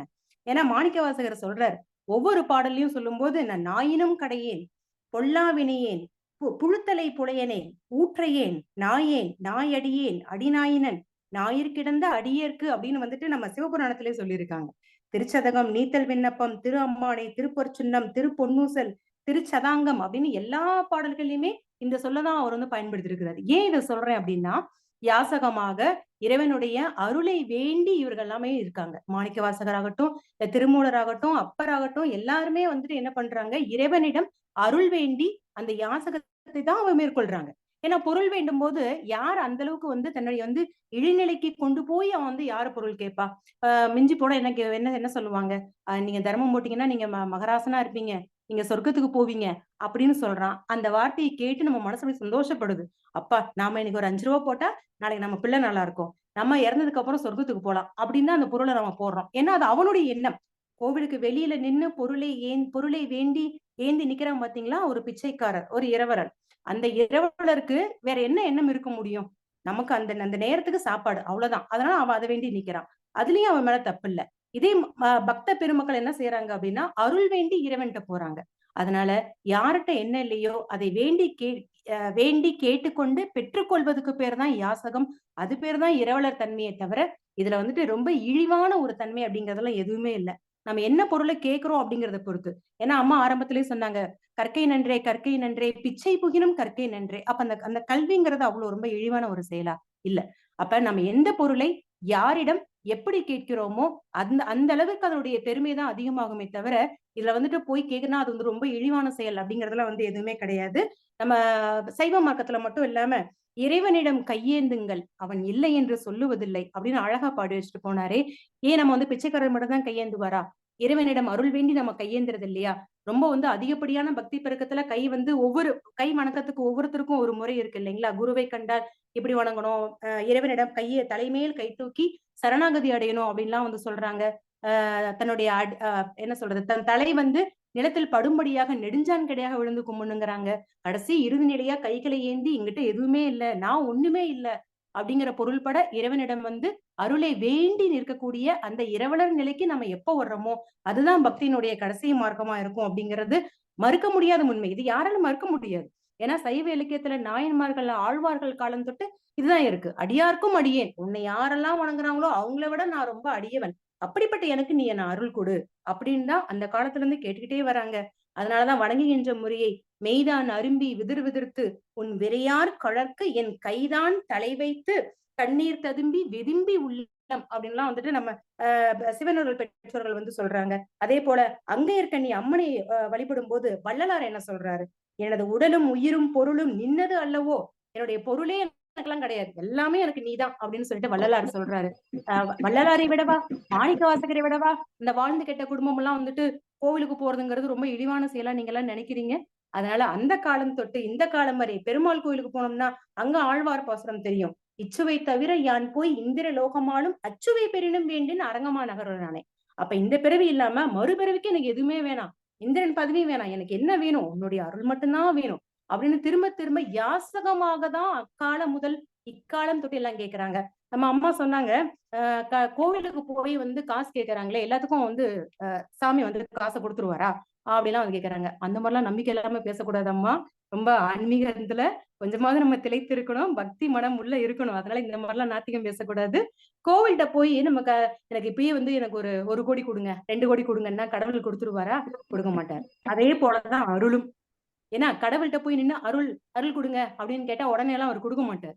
கூச்சாயினவாறு விளக்குகளில் கொடுமை பல செய்தன நானறியேன், ஏற்றாய் அடிக்கே இரவும் பகலும் பிரியாது வணங்குவன் எப்பொழுதும், தோற்றதன் வயிற்றின் அகம்படியை கொடரோடு துடக்கி முடக்கியிட ஆற்றேன் அடியேன் அதிகை கெடில் அம்மானே. வயிற்று வலி தீராத வயிற்று வலில துடிச்சு அவர் பாடும்போதுதான் இறைவனுடைய அருள் கிடைக்குது. அதனால நம்ம எந்த அளவுக்கு நம்மளுக்கு கீழா இறங்கி போறோமோ, எந்த அளவுக்கு அருள் வேணும்னு சொல்லி கேட்கிறோமோ, அந்த அளவுக்கு நமக்கு இறைவனுடைய அருள் நமக்கு கிடைக்கும். ஆகையினால அருள் வேண்டும் அப்படிங்கிறது வந்துட்டு ஒரு இழிவான நிலை கிடையாது, அது ஒரு யாசக நிலையே தான் அப்படின்றத வந்து நான் உறுதிப்பட சொல்லிக் கொள்கின்றேன். அதனால அது இல்லாம என்ன சொன்னா, கோவில்ல வாசல்ல வந்து இருக்கிற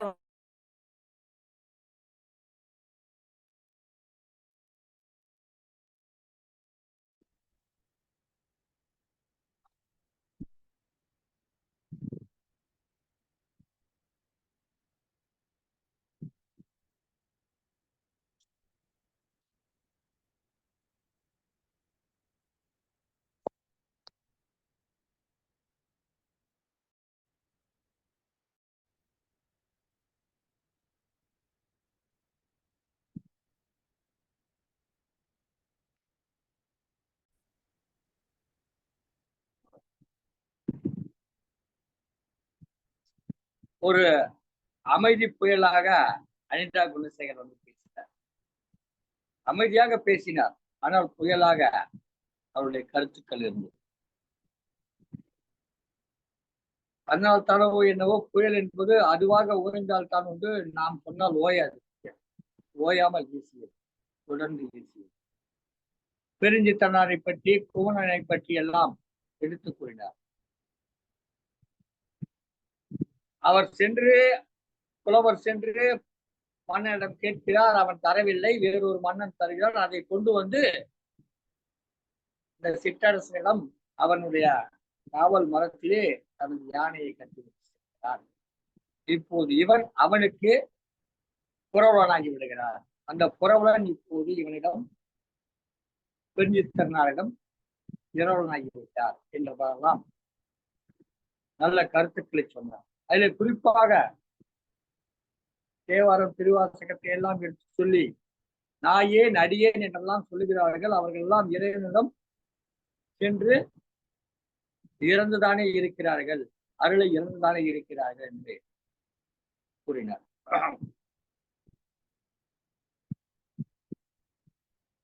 நாளைக்கு நமக்கு நம் பிள்ளைக்கு நல்லது நடக்கும் என்பதற்காக பிச்சையிடுகிறவர்கள் புறவலர்கள் கிடையாது என்று எடுத்து சொன்னார்.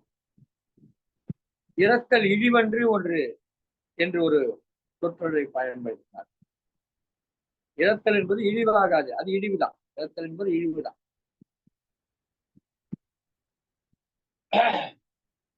இது மாதிரி சொல்லிக்கொண்டே வந்தவர் இறைவனிடம் கையேந்துங்கள் அவன் இல்லை என்று சொல்லுவதில்லை என்று 2 வரிகளை பாடினார். அதற்கு அடுத்த 2 வரி உடனே அவன் கொடுக்க மாட்டான், உடனே நீ கேட்ட உடனே கொடுத்துட மாட்டான். இறைவனிடம் கையேந்துங்கள் அவன் இல்லை என்று சொல்லுவதில்லை. பொறுமையுடன் கேட்டு பாருங்கள், பொறுமையுடன் கேட்டு பாருங்கள், அவன் பொக்கிஷத்தை மூடுவதில்லை. இதை மூடுவதில்லை, பொக்கிஷத்தை, புதையலை, அவன் வைத்திருக்கக்கூடிய செல்வத்தை மூடுவதில்லை. அள்ளி அள்ளி கொடுப்பான். அருள் கேட்டு வருபவர்களுக்கு அள்ளி அள்ளி கொடுப்போம் இறைவன் என்று அந்த பாடல். எனவே இறைவனம் சென்று அருளை வேண்டுகோளும் இரவலர்கள் தான் என்பதை ஆணித்தரமாக மிகச் சிறப்பாக தன்னுடைய வாதத்தின் மூலம் ஒரு அமைதி புயலாக வந்து வீசி சென்றிருக்கிறார் தனது கருத்துக்களை. அனிதா குணசேகரன் அவர்கள் திண்டுக்கல்லில் இருந்து. அடுத்து வருபவர் அவரும் லேசுப்பட்டவர் அல்ல. ஆவடி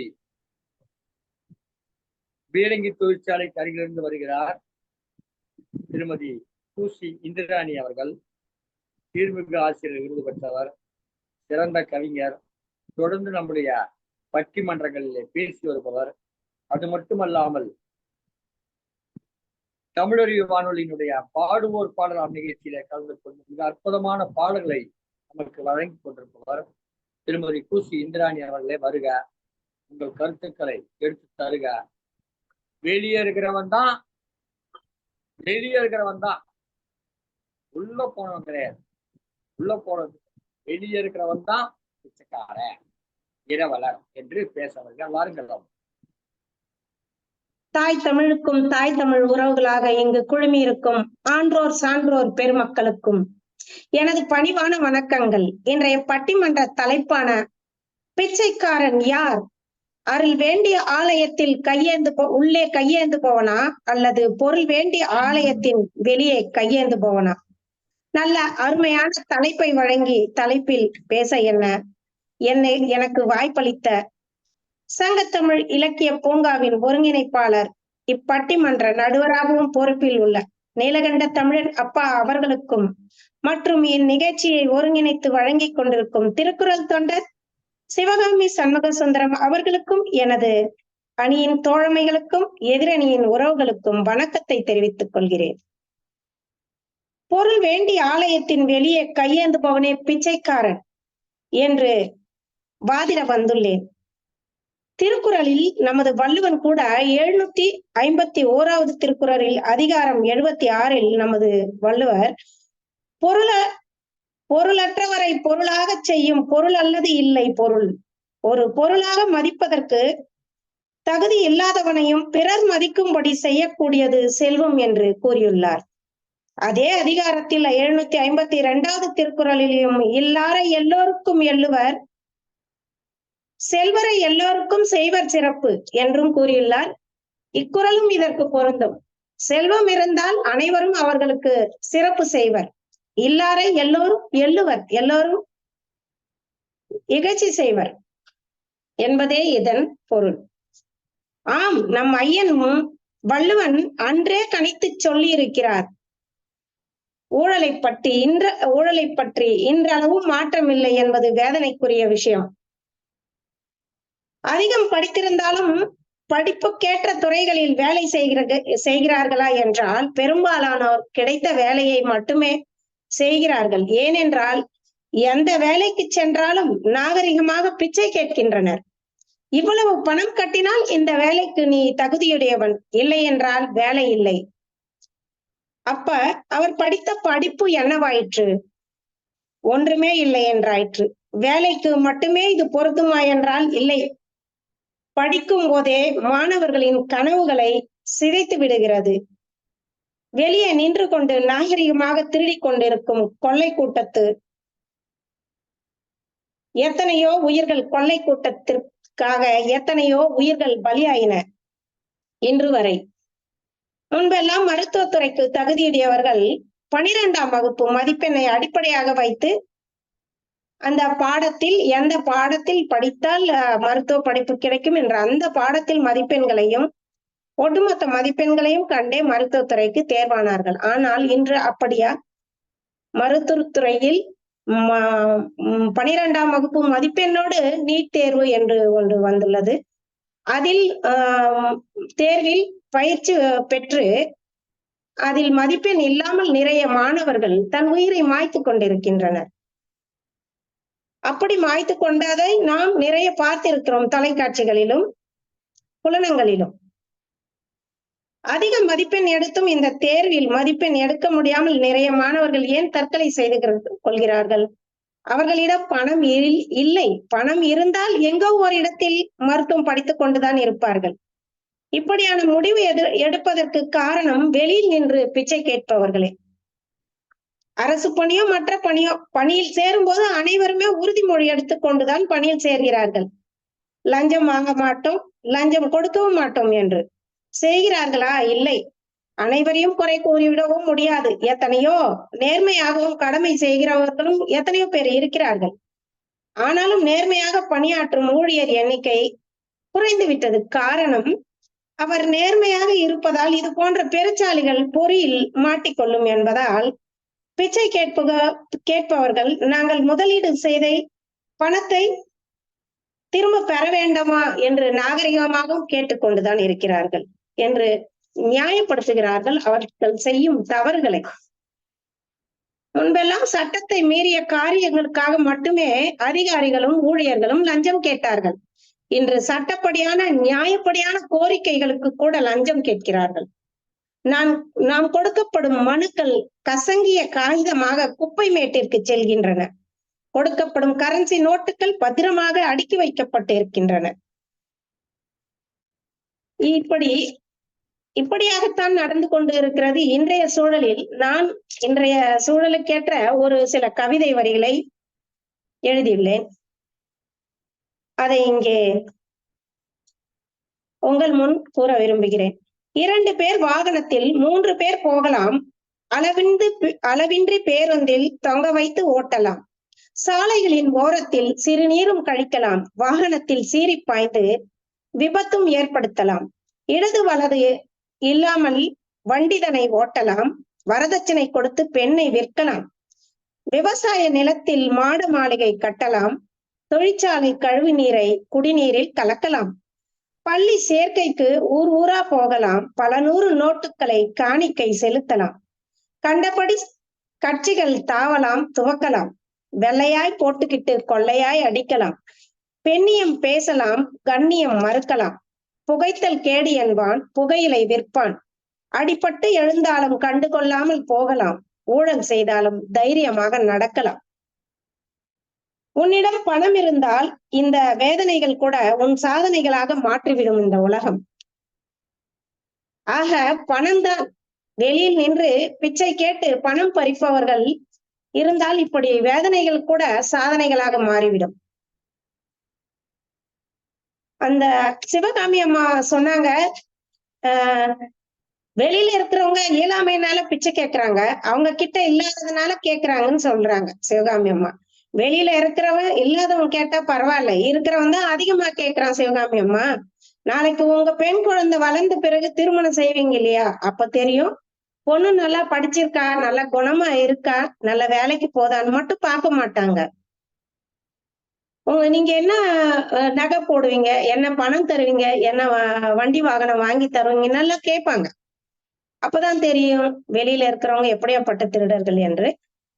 உள்ள இருக்கிறவங்க கோயிலுக்கு போறவங்க எல்லாமே இப்படி கொள்ளையடிக்கிறவங்க தான் அப்படின்னு சொல்லியிருக்கீங்க. கோயிலுக்கு போறவங்க நாகரிகமா அடிக்கல. கோயிலுக்கு செல்பவர்கள் நிறைய வேண்டுதல் உள்ளவர்கள்.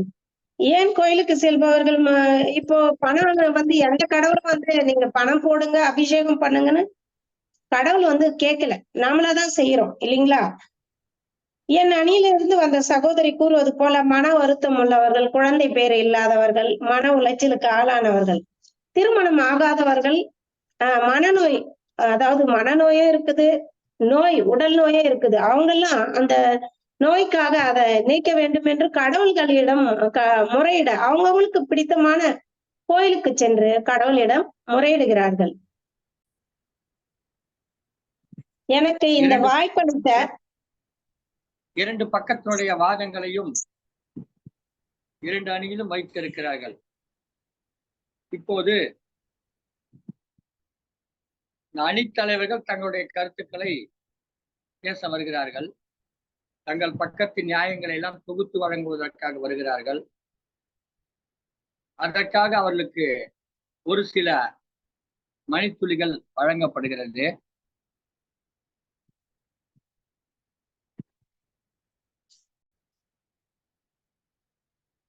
சில மணித்துளிகள் என்று சொல்வதை விட 5 மணித்துளிகள் அவர்களுக்கு வழங்கப்படுகிறது. அந்த வகையிலே இந்த பட்டிமன்றத்தை வாதங்களை தொடங்கியவர் திருமதி திருக்குறள் தொடர் திருமதி சிவகாமி சண்முக சுந்தரம் என்பதால் எதிரணியைச் சேர்ந்த கவிஞர் திருமதி அமுதா சிங்காரவேலு கோவை அவர்களை முதற்கட்டமாக அழைக்கிறோம்.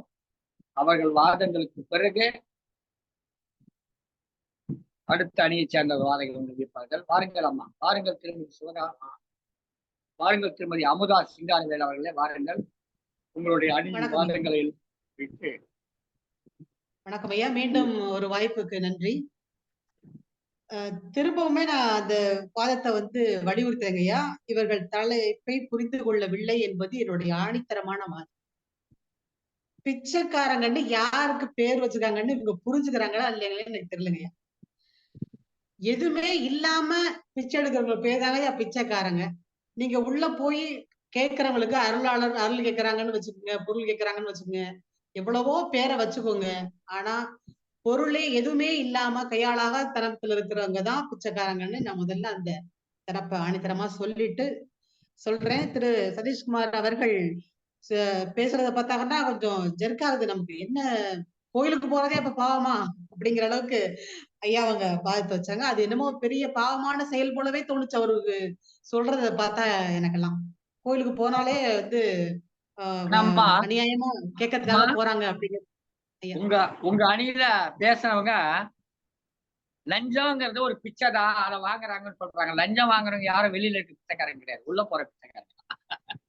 உங்க அணியில் தான் சொன்னாங்க. இருக்கட்டும் ஐயா, இருக்கட்டும் ஐயா. நானும் அந்த தலைப்பை ஒட்டிதாங்க சொல்றேன். அதுக்கு லஞ்சம்னு ஒரு பேர் வச்சுட்டீங்க, ஏன் அவங்களுக்கு பிச்சைக்காரங்கன்னு நீங்க சொல்றீங்க? நம்ம தலைப்பு என்னன்னா பிச்சைக்காரர்கள் யார் தானங்க ஐயா தலைப்பு. நானும் அதைத்தாங்க ஐயா சொல்றேன். அதுக்கு லஞ்சம் வாங்குறவங்கன்னு அவங்களுக்கு பேர் இருக்குங்க ஐயா. அதே மாதிரி கோயிலுக்கு போய் அருள் வாங்குறவங்களுக்கு அருள் வாங்குறவங்கன்னு பேர் இருக்குது. ஐயா அவர் பாத்தீங்கன்னா பதட்டப்படுறாரு. அவரு போனாங்கன்னாலே ஐயோ என்னென்னவோ அப்படின்னு சொல்றாரு. அவங்க எப்படி பிச்சைக்காரன்னு அவங்களுக்கு பேர் இருக்கும்? இங்கதான் பேர் வாங்கறதுக்கு தான் ஆள் ஆல்ரெடி இருக்காங்களே. பிச்சைக்காரங்கன்னா அவங்களுக்கு முத்திரை பொட்டிட்டோமே. அப்ப இரத்தல் இங்க இழிவா மேன்மையா இல்ல போய் அருள் கேட்கறது இழிவா அது நமக்கு தலைப்பு இல்லையே. நம்மளோட தலைப்பு பிச்சைக்காரங்க யாரு, அதானே ஐயா தலைப்பு. அதுக்கு தானே பேசணும். இவங்க என்ன சொல்றாங்கன்னா கோயிலுக்கு போய் ஏதாவது ஒண்ணு கேட்டாலே பிச்சை கேட்கறது அப்படிங்கிறாங்க அப்படின்னு சொல்றாங்க. அப்ப வெளில இருக்கவங்களுக்கு என்ன பேர் கொடுப்பீங்க? அதுதான் நாங்க கேட்கிறோம். சரிங்களா? வெளில இருக்கவங்க பேரு தான் பிச்சைக்காரங்க, கோயிலுக்கு போறவங்க இல்ல. அந்த பதட்டம் எல்லாம் அடையாதீங்க. வெளில இருக்கவங்க மட்டும் தான் பிச்சைக்காரங்க. கோயிலுக்கு போனா அவங்க கேட்கறது எல்லாமே பிச்சையாகவே அவங்களுக்கு கண்ணுக்கு தெரியறப்போ அதை நம்ம ஒண்ணும் சொல்றதுக்கு இல்லை. அனிதா சகோதரி அவங்க பேசுறப்ப அவங்க புராணங்கள்லாம் போயிட்டாங்க.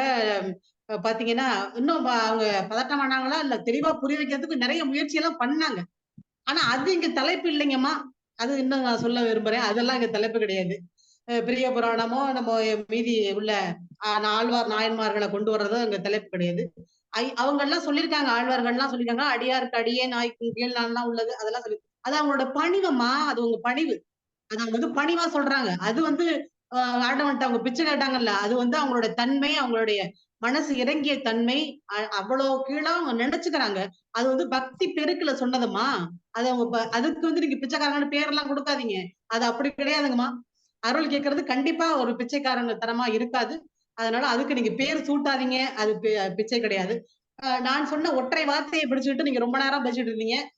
என்னன்னா வாழ்ந்து கெட்ட குடும்பம் அப்படின்னு சொல்லி நான் சொன்னேன், ஒரு ஸ்டோரி சொன்னேன். அது உண்மையாக நடந்த போதுமா. நான் வாழ்ந்து கெட்ட குடும்பத்தை விட அடியார்கள், சிவனடியார்கள் குறைவானவங்க எல்லாம் நான் சொல்ல வரலாமா? அப்படி சொல்லல. நான் சொன்ன கதையை நீங்க கேட்கல. அந்த மாதிரி உள்ளவங்க நீங்க யாருக்கிட்டயுமே போய் அவங்களுடைய துன்பங்களை சொல்லிக்க முடியாது. அது போல ஒரு சூழ்நிலையில உள்ளவங்க கடவுள்கிட்ட போய் சொல்றாங்க, அது பிச்சை ஆகாதுன்னு நான் சொன்னேன். நான் பேசுறதை நீங்க கேட்காம தான் அதை நீங்க பேசுறீங்க. அது ரொம்ப பாதிச்சது உங்களை அப்படின்னு வேற நீங்க சொல்லியிருக்கீங்க. அது போல ஒரு பெரிய இடத்துல இருந்து சரிவு சந்திச்சு வந்தவங்க போய் கடவுள்கிட்ட தான் அவங்களோட சொல்ல முடியும். 4 பேர்த்த சொன்னா சிரிச்சுட்டு போயிடுவாங்கம்மா. நீங்க என்னது அவங்களுக்கு கஷ்டமா, அவங்க எல்லாம் எப்படி அப்படி சொல்லிட்டு போயிருவாங்கம்மா. அதனால அது வந்து அவங்க போய் கோயில்கிட்ட சொல்றது வந்து அது பிச்சை கிடையாது. அது வந்து அவங்களுடைய இயலாமை அவங்கள்ட்ட கடவுள்கிட்ட சொல்றதுதான் நம்ம இருக்குமே தவிர, வேணா இயலாமை உள்ளவங்க வேணா நீங்க பேர் வச்சுக்கோங்க, அவங்க பேரு பிச்சைக்காரன் கிடையாது. இதுக்காக வெளியில இருக்கிறவங்களை ஏங்க நாங்க சொல்றோம் அப்படின்னா, அவங்க பொருள் இல்லாதவங்க, அடுத்து வந்து பொருளை ஈட்ட முடியாதவங்க, ஒரு உடல் உழைப்பை தர முடியாதவங்க இருக்கலாம், வயோதிகர்களா இருக்கலாம், எதுவுமே இல்லாம ஒண்ணுமே இல்லாதவங்களை மட்டுமே பிச்சைக்காரர்கள்னு நாங்க சொல்ல வரோம். அவங்களுக்கு பேர் தான் பிச்சைக்காரங்கன்னு சொல்றோம், வேற ஒண்ணுமே கிடையாது. உள்ள போய் இருக்கவங்களுக்கு எல்லாம் சாயம் போறவங்களுக்கு வேற பேர் இருக்குது, அதைத்தான் நாங்க சொல்றோம். அதேபடி சரணாகதி அடையிறத வந்து சொல்றீங்க நீங்க, அது வந்து ஒரு பிச்சை அப்படின்னு சொல்றீங்க.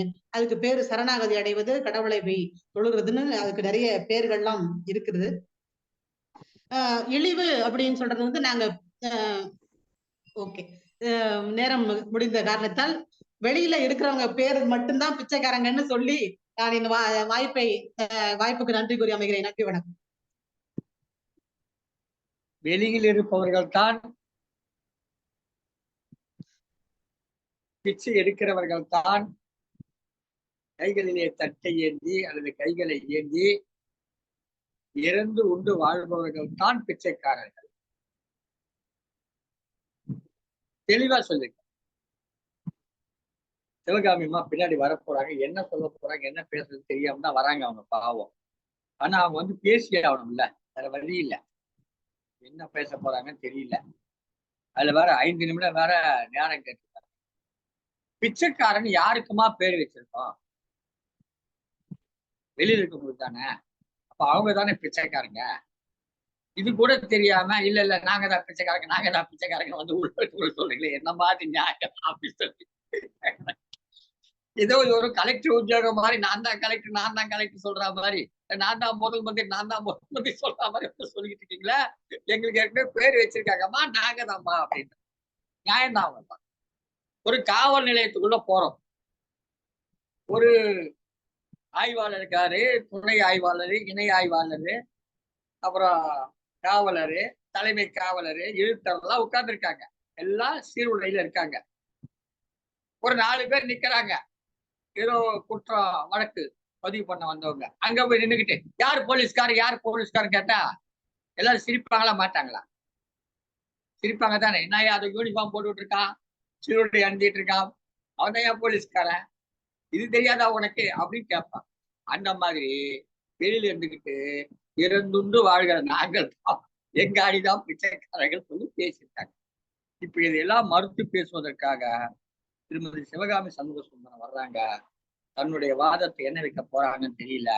வாதத்தை வைக்க போறாங்களா இல்ல வைக்காமலே அப்படியே வெளியில போறாங்களா, கோயிலுக்கு உள்ள போய் பிச்சை கேட்கிறவர்கள் தான் பிச்சைக்காரர் சொல்ல போறாங்களா, இல்லன்னு வெளியே வர போறாங்களா, இவங்க அன்னைக்கு வர போறாங்களான்னு தெரியல. வாங்கம்மா வாங்க திருமதி. உள்ளே சென்று அருளை வேண்டுபவர்களே உண்மையான பிச்சைக்காரர்கள் என்று வாதத்தை வைப்பதற்காக வருகின்ற திருமதி சிவகாமி சண்முகசுந்தரம். இவருக்கு ஒரு சிறப்பு உண்டு. இவருடைய கவிதையை பட்டிமன்றத்தினுடைய பல பட்டிமன்றங்களை கண்ட பட்டிமன்றத்தினுடைய தந்தை என்று சொல்லக்கூடிய அளவுக்கு பெயர் பெற்றிருக்கக்கூடிய சாலமன் பாப்பையா அவர்கள் படித்து இவர்களுக்கு ஒரு பாராட்டு குறிப்புரை கொடுத்திருக்கிறார் என்பதை இந்த நேரத்துல இந்த செய்தி இங்க சொல்லுவது மிகவும் பொருத்தமாக இருக்கும். வாங்க அணி வாதங்கள். அனைவருக்கும் மீண்டும் என்னுடைய வணக்கங்கள். நாங்க ஏங்க எங்களுடைய வாதத்தை வைக்காம போறோம், என்ன ஆனாலும் வந்து வாதத்துக்கு வந்து பதில் சொல்லாம போறது கிடையாது. உங்களுடைய தீர்ப்பு சொல்லிரும் யாரு வந்து பிச்சைக்காரங்கன்னு. அதுக்காக தான் இப்படி ஒரு தலைப்பை கொடுத்து வாதமே பண்ணிட்டு இருக்கோம்.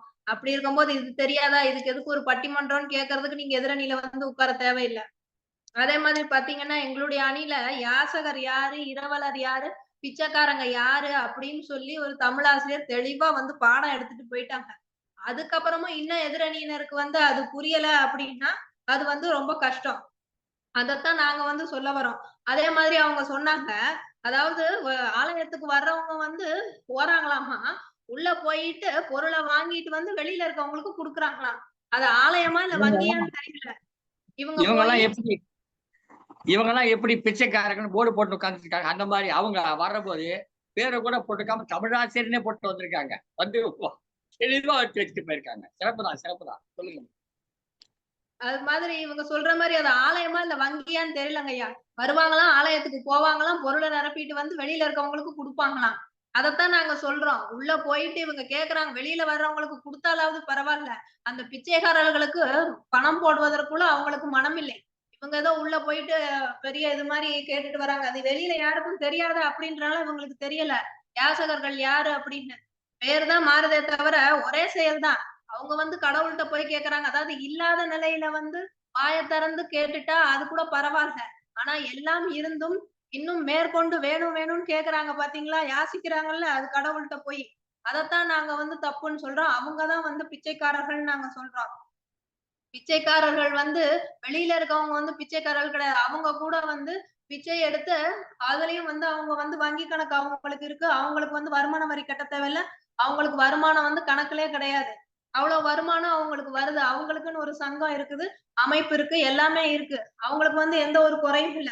இப்ப உண்மையான பிச்சைக்காரர்கள் யாரு அப்படின்னு பாத்தீங்கன்னா, ஆலயத்துக்குள்ள வர்றவங்க தான். எங்க அணியில சொன்ன மாதிரி ஒரு விளக்கு, குழல் விளக்க வந்து அன்பளிப்பா கொடுத்தா கூட அதுல பெயரெல்லாம் எழுதி வச்சா அதனுடைய பலன் என்ன? அதனுடைய ஒளி வந்து வர்றதுக்கு தானே. ஆலயத்துல ஒளி வீசணும்ன்றதுக்கா நீங்க குழல் விளக்கு கொடுத்தா அந்த ஒளி கொஞ்சம் கூட வெளியே வர முடியாத அளவுக்கு அதுல எல்லாரும் பேரையும் எழுதி வச்சா அதனுடைய பயன்தான் என்ன? அதே மாதிரி சொன்னாங்க. அதாவது குடுக்கறது வந்து வள்ளல்கள்லாம் வந்து குடுத்தாங்கல்ல, அதெல்லாம் வந்து கிடையாதா? அத வந்து எப்படி நீங்க பிச்சைன்னு சொல்லுவீங்கன்னு. அதாவது என்றைக்கு வந்து நம்ம வாய விட்டு கேட்கிறோமோ அது வந்து யாசகம் தான், பிச்சை தான். ஆனா நீங்க சொல்ற வள்ளல், கொடைத்தன்மை, ஈகை அப்படிங்கிறது வந்து கேட்காம கொடுக்கறது. மாறி போல பொழியறது. மழை வந்து வேணும்னு கேட்டு அது வந்து கொடுக்கறது கிடையாது. அது காலங்காலமா பருவமழை வந்து பெஞ்சுக்கிட்டு தான் இருக்கு. அது மாதிரிதான் வள்ளல்கள் வந்து அவங்க வந்து கொடுத்துக்கிட்டு தான் இருக்காங்க. இப்ப முல்லைக்கு தேர் கொடுத்தாங்கன்னா முல்லை வந்து எனக்கு தேர குடுன்னு கேட்கல. மயிலுக்கு போர்வை போத்துனாங்க அப்படின்னா மயில் வந்து எனக்கு போர்வை கொடுன்னு கேட்கல. அவங்க தேவை அறிந்து அவர்களாவே மனமும் வந்து கொடுக்கறதுக்கு பேரு தான் ஈகை. அதற்கு பேரு தான் கொடை. அதுவும் பிச்சையும் வேற. அதற்குள்ள வித்தியாசத்தை நீங்க தெரிஞ்சுக்கோங்க. என்னைக்கு நீங்க வாய் விட்டு போய் கேக்குறீங்களோ, அது ஆலயத்துக்கு வெளியில இருந்து கேட்டாலும் சரி, இல்ல இறைவனுக்கு முன்னாடி போய் கையேந்தி கேட்டாலும் சரி, இல்ல மனசுல கேட்டாலும் சரி, அது வந்து பிச்சை தான், அது யாசகம் தான். அது இறைவனுக்கு முன்னாடி நம்ம வந்து ஒரு யாசகரா இருக்கோம், பிச்சைக்காரரா இருக்கோம். அதை ஏன் கேவலமா நினைக்கிறீங்க? எனக்கு ஒரு மன கஷ்டம், நான் போய் இறைவன் கிட்ட மனசை விட்டு கேக்குறேன் அப்படின்னா அது பிச்சை தான். எனக்கு மன அமைதியை கொடு அப்படின்னு நம்ம போய் பிச்சை கேக்குறோம். அதை வந்து ஒத்துக்கோங்க. அதே மாதிரி பாத்தீங்கன்னா உடல் ஆரோக்கியம் கேட்டு போறாங்க அப்படின்றீங்க. அது வந்து ஐயா சொன்ன மாதிரி மருத்துவமனைக்கு போகாம கோயிலுக்கு போனாங்கன்னா அதை வந்து ஒத்துக்கலாம். அதே மாதிரி ஏழைகள்லாம் கோயிலுக்கு போறது இல்லையான்றீங்க. உண்மையான ஏழை கடவுளை நம்பி சும்மா இருக்கிறது கிடையாது. நம்ம ஐயன் வள்ளுவர் சொன்னது போல, தெய்வத்தால் ஆகாதெனினும் முயற்சி தன் மெய்வருத்த கூலி தரும். அவன் தன்னுடைய உழைப்பை நம்பி உழைச்சு குடும்பத்தை காப்பாத்துவான். அதை விட்டுட்டு கடவுள் எனக்கு கொடுப்பாருன்னு வந்து கோயில்ல உட்கார்ந்து இருக்க மாட்டான். நாங்க அந்த மாதிரி ஆட்களை பத்தி சொல்லவே இல்லை. கோயிலுக்குள்ள போறவங்க எல்லாரும் பிச்சைக்காரங்கன்னு நாங்க சொல்லல. உள்ளுக்குள்ள போய் கடவுள்கிட்ட பிச்சை எடுக்கிறவங்க, கையேந்துறவங்க, அருள்ன்ற பேர்ல அவங்க வந்து அளவுக்கு அதிகமா கேட்கிறவங்களதான் வந்து நாங்க வந்து பிச்சைக்காரர்கள் அப்படின்னு வந்து சொல்றோம். மன நிம்மதி கேட்டு போறாங்க, பணம் கேட்டு போறாங்க, பொருள் கேட்டு போறாங்க, எது வேணுமோ எல்லாமே கேக்குறாங்க. ஆனா எதுவும் இல்லாம இல்ல, எல்லாமே இருக்கு. இருந்தாலும் இன்னும் அளவுக்கு அதிகமா கேக்குறாங்க. அதாவது சொல்லுவாங்கல்ல, பிச்சை எடுத்துதான் பெருமாளு அதை புடுங்கி திணிச்சு அனுமாருன்ற மாதிரி அங்கேயே வந்து கஷ்டப்படுறவங்க இருக்கிற போது அவங்களுக்கு கொடுக்க மனம் இல்லாம அவங்க கிட்ட இருந்து எவ்வளவு சுரண்டலான்னு தான் பாக்குறாங்க. இப்ப இவ்வளவு ஆலயங்கள் கூடி போனதுக்கு காரணம் என்ன? மனசுல நினைச்சா வந்து இறைவன் இல்லையா? அப்ப வந்து ஒரு கதை சொல்லுவாங்க. கடவுள் வந்து இந்த மாதிரி சொன்னாரம்மா, நான் வந்து அவர் ஒரு ஆலயம் கட்டியிருக்காரு, அவருடைய ஆலயத்துக்கு போறேன். இங்க வந்து ஒரு மன்னர் வந்து செலவழிச்சு பெரிய சிவன் கோயில் கட்டி வச்சிருந்தாராம். அப்ப கனவுல வந்து அவர் சொல்லும் போது, அப்படியா, அவர் எந்த ஆலயம் கட்டியிருக்காரு, நான் வந்து பாக்குறேன்னு வந்தாராமா. ஆனா வந்து பார்த்தா அங்க வந்து கோயில் இல்லையா. என்ன அப்படின்னா அவர் வந்து சிவனுக்கு வந்து ஆலயம் கட்டணும்னு மனசுல நினைச்சிருக்காரு. அவர் மனசுல கோயில் கட்டணும்னு நினைச்சதுக்கே இறைவன் வந்து அவருடைய மனம்ன்ற கோயில்ல குடியிருந்திருக்காரு. நீங்க செலவு பண்ணி கட்டணும்ன்றது இல்ல. அது மாதிரி உங்களுக்கு அருள் வேணும்னா கோயிலுக்கு போய் தான் கேட்கணும்னு அவசியம் கிடையாது. நம்முடைய மனதார எதை செய்தோமானாலும் நமக்கு வந்து இறைவனுடைய அருள் வந்து பரிபூர்ணமாக இருக்கும். இறுதியாக ஒரு கருத்தை சொல்லி நிறைவு செய்கிறேன் ஐயா. அதாவது கடவுள் வந்து உங்களுக்கு கேட்ட உடனே கொடுத்துட்டாரு அப்படின்னா கடவுளுக்கு உங்களை பிடித்திருக்கு அப்படின்னு அர்த்தம். அதே நீங்கள் கேட்டும் அவர் வந்து கொடுக்கவில்லை அப்படின்னா கடவுள் உங்களை நம்புறாருன்னு அர்த்தம். அதனால உங்கள் மேல் நம்பிக்கை கொண்டு நீங்கள் வந்து முன்னேறி செல்ல வேண்டுமே தவிர கடவுளிடம் போய் கையேந்தி பிச்சை எடுக்க கூடாது என்பதே எங்களுடைய கருத்து. வாய்ப்புக்கு நன்றி ஐயா.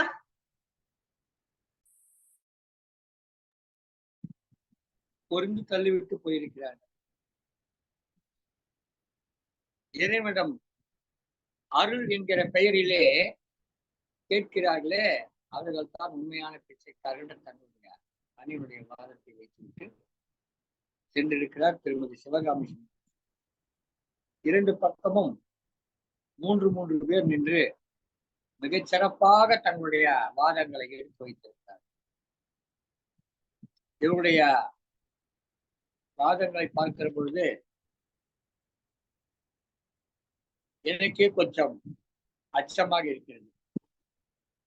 என்ன தீர்ப்பு வழங்குவது என்பதிலே ஐயம் தோன்றி இருக்கிறது. நேரடியாக பிச்சைக்காரர்கள் யார் என்று பார்த்தால் நிச்சயமாக கோயிலுக்கு அது ஒரு மாற்று கருத்து. ஏன்னா அவங்கதான் பிச்சை, அவங்களாம் இறக்கம் தன்னுடைய வயிற்றுக்காக, தன்னுடைய அடுத்த வேலை உணவுக்காக அவர்கள் மாடி வீடு கட்டணும், அதெல்லாம் நினைக்கிறது.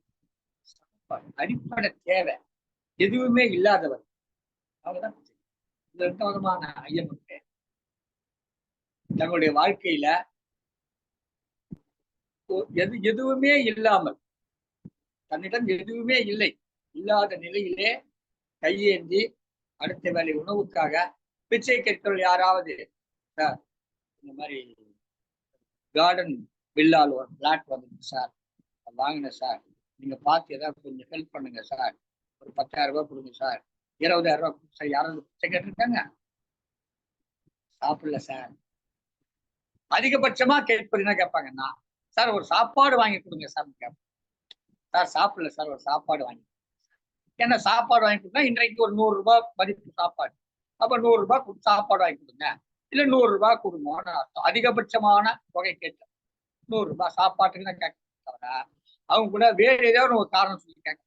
சார் சட்டெல்லாம் ரொம்ப அழுக்காயிடுச்சு சார், கிழிஞ்சு போச்சு சார், ஒரு சட்டை ஒன்று ரெடிமேட்ல எடுத்துங்க சார், ஒரு 385 ரூபா சார், 999 ரூபா கொடுத்தா 3 சட்டை 2 ஜீன்ஸ் பேண்ட் தரேன்னு சொல்றேன் சார், நான் கூட கொடுங்க சார் கேட்கறது கிடையாது. எந்த பிச்சைக்காரர்களை கேட்க 2 நாளா சாப்பிடல சார், பட்னி சார், உடம்பு சரியில்லை சார், கால் இல்லை சார், என்னால் உழைக்க முடியாது சார், உங்களை மாதிரி என்னால் உழைக்க முடியாது, எனவே என்னால் போய் ஒரு உழைத்து பணம் சம்பாதித்து என் வாழ்க்கையை, என் வாழ்வாதாரத்தை காப்பாற்ற எனக்கு கை இல்லை, எனக்கு 2 காலும் 2 கையும், எனக்கு கண் தெரியவில்லை, இப்படி தங்களுடைய உடல் குறைகளை சொல்லி, தங்களுடைய உள்ள குறைகளை சொல்லி சிலர் மனம் பேதலித்திருப்பார்கள்.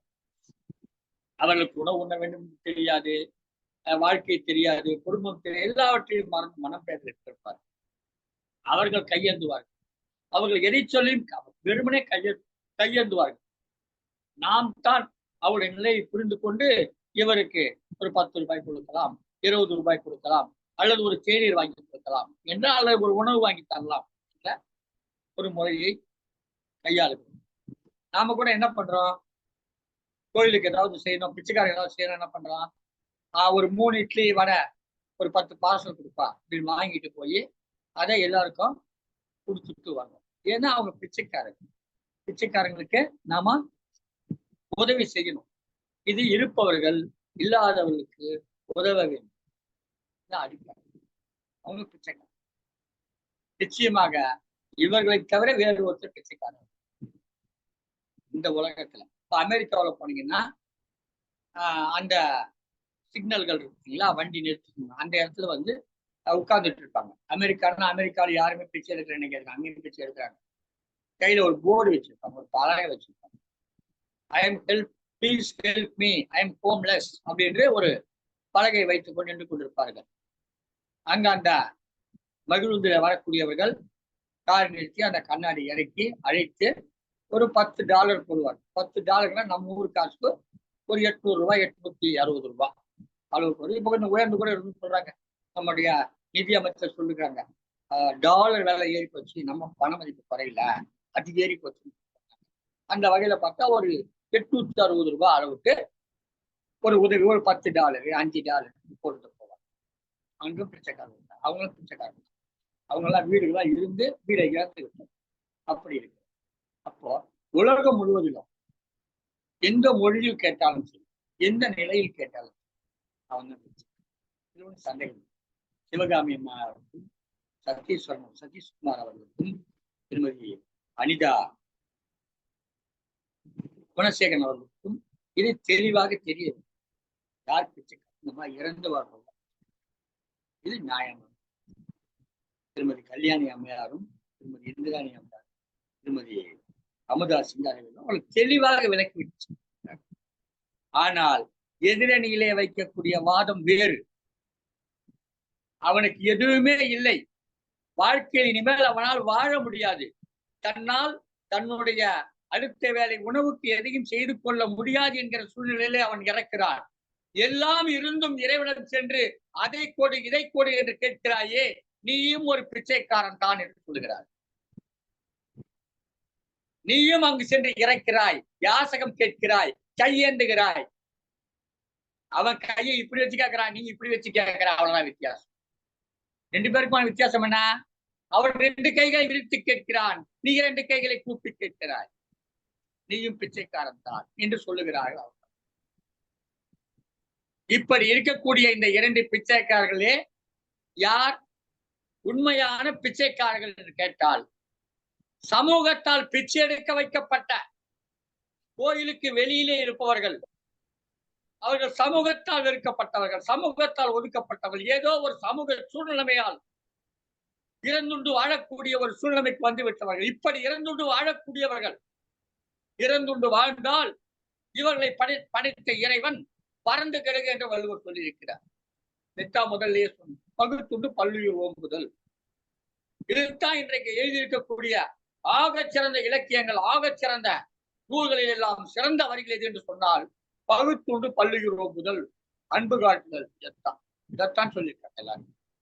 நமக்கு சரியான ஆசான் யான்னு கேட்டாக்க வள்ளுவர் தான். தமிழனுக்கு வள்ளுவரை தவிர இன்னொரு ஆசான் கிடையாது. அவனை மிஞ்சி ஒரு ஆசான் நமக்கு வந்து விடவில்லை. அவன் சொல்லியதை போல யாரும் நமக்கு வாழ்வின் நெறிமுறைகளை சொல்லி இருக்கிறது இந்த உலகத்திற்கே வேற யாரும் சொன்னது கிடையாது. அதான் உண்மை. சற்றேற குறைய 200 ஆண்டுகளுக்கு 150 ஆண்டுகளுக்கு முன்பு வந்த பொது உடைமை தத்துவத்தை 2000 ஆண்டுகளுக்கு முன்பே சிந்தித்திருக்கக்கூடிய ஒரு மகா ஞானி வள்ளுவர். கார்ல் மார்க்ஸ் போன்றவர்கள் அதை படித்திருந்தால், திருக்குறளை படிக்கிற வாய்ப்பு கிடைக்காம படித்திருந்தால் அவர் இவ்வளவு விவரமாக எழுதியிருக்க மாட்டார். 133 திருக்குறள் அதிகாரங்களை படித்து தெரிந்து கொள் என்று சொல்லிட்டு போய்விட்டார். அந்த அளவுக்கு ஞானவானாக திகழ்ந்தவர் வள்ளுவர். அவர் சொன்னது எடுத்து என்ன சொல்றாரு? பகுத்துண்டு பள்ளி. அந்த பகுத்து உண்டு பள்ளியூர் ஓம்பக்கூடிய நீயே போய் ஒருத்தங்கிட்ட கேட்கிறனா, இருந்தும் கேட்கிறாய் என்று சொன்னார், அவன் இல்லாமல் கேட்கிறான். இருந்தும் கேட்கிறாய் என்று சொன்னால் நீ அந்த இல்லாமல் கேட்கிற பிச்சைக்காரனை விட மோசமான பிச்சைக்காரன் என்றுதான் இவங்க வாதம். அதற்காக தங்களுடைய வாதங்களை எடுத்து வைத்திருக்கிறார். அதிலே குறிப்பாக சிலவற்றை நாம் பார்க்க வேண்டும். வாயை விட்டு கேட்டால் அது பிச்சைதான் என்றாங்க. முல்லைக்கு தேர் கொடுப்பதும் கொழுப்பதும், மயிலுக்கு போர்வை கொடுப்பதும் ஈகை. அது கேட்கல. பாரிக்கிட்டையோ இல்ல எந்த ஒரு கடையெழு வள்ளல் கிட்டையோ அவர்கள் செய்த அந்த ஈகை தன்மை இருக்கு. அது கேட்கல, கேட்காமலே கொடுக்குறாங்க. அதியமானு கிட்ட போய் ஔவையார் நெல்லிக்கனி கேட்டாங்களா? நெல்லிக்கனி என்பது உண்டால் நீண்ட நாள் வாழலாம் என்பது ஒரு கருத்து. அந்த நீண்ட நாள் வாழக்கூடிய அந்த நெல்லிக்கனி அவனுக்கு கிடைக்கிறது. அவங்க கேட்கறாங்களா? கேட்கல. இவரா கொடுக்குறாரு. சாப்பிடுங்க உடனே இந்த மாதிரி சாப்பிடுறாங்க. அதுதான் நமக்கு சொல்லப்பட்டிருக்க, வழி வழியாக சொல்லப்பட்டிருக்க ஒரு கதை. சாப்பிட்டாங்க. சாப்பிட்ட உடனே கேட்கறாங்க, இது என்னன்னு கேட்டா நெல்லிக்கனி மாதிரி சாப்பிட்டா நீண்ட நாள் வாழலாமா அப்படின்னு. அப்படி நீ சாப்பிட வேண்டியதானே? இல்ல இல்ல, தமிழ் வாழ நீங்க வாழ்ந்தீங்கன்னா நீங்க வாழ. அதுதான் ஈகை. ஈகை கொடையெல்லாம் இதுதான். ஆனா பிச்சை என்பது நாம் கேட்பது, என்கிட்ட இல்லை. அப்போ சமூகத்தாலையும் இந்த சூழ்நிலைகளாலையும், சமூக சூழ்நிலையாலையும், குடும்ப சூழ்நிலையாலையும் தெருவுக்கு தள்ளப்பட்ட ஒருத்தன் தன்னுடைய வாழ்க்கையிலே ஒரு உணவை கேட்கிறான், ஒரு உதவியை கேட்கிறான் சொன்னால் அது பிச்சைதான். ஆனால் எல்லாம் இருந்து அம்மையார் இந்திராணி கூறுகிற பொழுது குறிப்பிட்டார்கள், எல்லாம் இருக்குது ஆனால் லஞ்சம் வாங்குறாங்க. அப்புறம் லஞ்சம் வாங்கிட்டு மாட்டிக்க கூடாது போய் சாமி கிட்ட வேண்டாங்க. சாமி சிலையை திருடிட்டு சாமி கிட்டேயே போய் சாமியே என்னை காப்பாத்து, நான் மாட்டிக்கொள்ளக்கூடாதுன்னு வேண்டிக்கிறேன். எப்படிப்பட்ட அறிவாளி பாருங்க. திருடினதே சாமி சிலை, அதை திருடி கடத்திட்டு அதுக்கு காவல்துறை கைது பண்ண வருகிற போது கடவுளை என்னை காப்பாற்று அப்படின்னு அந்த கடவுள்கிட்டே வராங்க. இப்பேற்பட்ட இது மாதிரியான பிச்சைக்காரர்கள் தான் நாம் வழக்கமாக பிச்சைக்காரர்கள் என்று யாரை எல்லாம் இழிவுபடுத்துகிறோமோ அவர்களை காட்டிலும் இழிவான பிச்சைக்காரர்கள் என்று இந்த அணியில தங்களுடைய வாதங்களை வைத்து அதுக்கு நிறைய அவங்க எடுத்துக்காட்டுகள். நான் ஏன் அடிமை, நீங்கள் மணிமேகலை எடுத்துக்கொள்ளும். மணிமேகலை என்ன செய்கிறார்? துறவரம் கொள்ளுகிறார். எதையும் தனக்கென்று வைத்துக் கொள்ளவில்லை. அவர் எதுவும் இல்லாதவரா? கோவலனுடைய மகள், கோவலனுடைய செல்வம் இருக்கிறது. கோவலன் அழிந்து விட்டாலும் கூட, கோவலன் அழித்து விட்டாலும் கூட கோவலனுடைய குடும்ப செல்வங்கள் அப்படியே தான் இருக்கு. மாநாயக்கன் எல்லாம் அவர்கள் செல்வர்கள் தான். அவர்கள் ஒன்றும் நடுத்தொருக்கு வந்தவர்கள் கிடையாது. அப்படி என்றால் மணிமேகலை அவர்கள் வழியிலே வந்தவர் தான். நிச்சயமாக அவருக்கு ஒரே மகன், ஒரே 2 பேருக்கும் ஒரு பிள்ளை. அந்த பிள்ளைக்கு திருமணம் செய்கிறார்கள். அவர்களுக்கு பிள்ளை பிறக்கவில்லை. அந்த பிள்ளையின் மூலமாக பிறந்த ஒரு பிள்ளை மணிமேகலை. நிச்சயமாக மணிமேகலையை காப்பாற்றி இருப்பார். அந்த செல்வங்கள் எல்லாம் அவருக்கு தானே வந்திருக்கு. எல்லாவற்றையும் முதலிவிட்டு துறவு கொண்டுகிறார். துறவு கொண்டு அடுத்தவர்களுக்கு உதவி செய்யலாம். மணிமேகலையுடைய துறவரத்திலே மணிமேகலை இத்தகைய சிறப்பு. அடுத்ததாக வாருங்கள், காரைக்கால் அம்மன். அவர் யார்? அவரு இல்லாதவரா? ஒரு வணிகருடைய துணைவியார். அந்த வணிகர் குடும்பத்திலே பிறந்தவர். அவர் என்ன செய்யறாரு? இதையெல்லாம் விட்டுடுறார். இறைவனடியே சரணம் என்று வேண்டுகிறார். இறைவனை அடைவதே தன்னுடைய வழி என்று சொல்லுகிறார். எல்லாவற்றையும் திறந்து விட்டு இறைவனை மட்டும் எண்ணி செல்கிறார். அது அருள் வேண்டும். தலையாலே நடந்து செல்வதாக அவருடைய வரலாற்றில் வருகிறது. தலையாலே நடந்து சென்று இறைவனை கண்டு இறைவனோடு ஐக்கியமாவதாக காரைக்கால் அம்மையாருடைய வரலாற்றில் இருக்கு. அதற்கு கூட பெண்கள் தான் கிடைக்கிறார்கள், ஆண்கள் கிடைக்கவில்லை. எனக்கு தெரியவில்லை. அப்ப எடுத்துக்கொள்ளும். தொண்டூழியம் செய்தியே வாழ்நாளுடைய சிவத்தொண்டு செய்ய வாழ்நாளுடைய கடமையாக கொண்டு அவருடைய வழியில் வந்த ஒருவர். அவர் அப்பரின் பெயரால் தொண்டு செய்வதையே சிவத்தொண்டாக நினைத்து செயல்படுகிறார். இப்படி தொண்டு செய்வதை தன்னுடைய கடமையாக கொண்டு வாழ்ந்த மக்கள் அவர்கள் அருளை மட்டும் வேண்டினார். அவர்கள் இறைவனிடம் பொருளை வேண்டவில்லை, அருளை வேண்டினார். ஆனால் அருள் வேண்டுகிறேன் என்ற பெயரிலே 1000 ரூபாய் டிக்கெட் வாங்கி கொண்டு இறைவனிடம் சென்று இத்த குடு அத்த குடு மனு எழுதி போனோம்.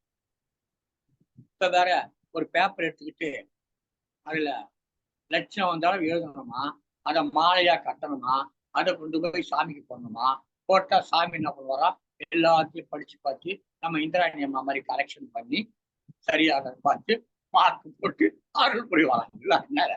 இப்படிதான் இருக்கிறீங்களே, ஏன் இருக்கிறாங்க? இவர்கள் தான் உண்மையான பிச்சைக்காரர்கள். பிச்சைக்காரர்களும் பிச்சைக்காரர்கள் கிடையாது. இதுபோல் இருந்தும் இல்லாதவர்களாக மீண்டும் மீண்டும் மீண்டும் ஆசை காரணமாக அலைகிறார்களே, இவர்கள் தான் பேய்கள், பிச்சைக்காரர்கள் என்று இந்த அணியிலே வாதம் வைத்திருக்கிறார்கள். 2 அணியையும் சூழ்நிட்டு பார்க்கிற போது வாதங்கள் அடிப்படையிலே தீர்ப்பு தருவது என்று சொன்னால்,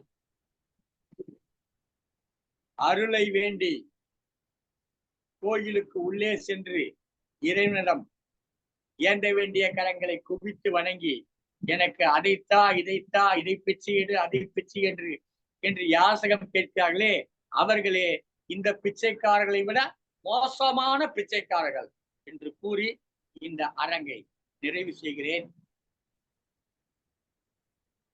இந்த அரங்கில் கலந்து கொண்டு சிறப்பித்த அத்தனை பட்டிமன்ற பேச்சாளர்களுக்கும் எனது நன்றிகளை தெரிவித்துக் கொள்கிறேன்.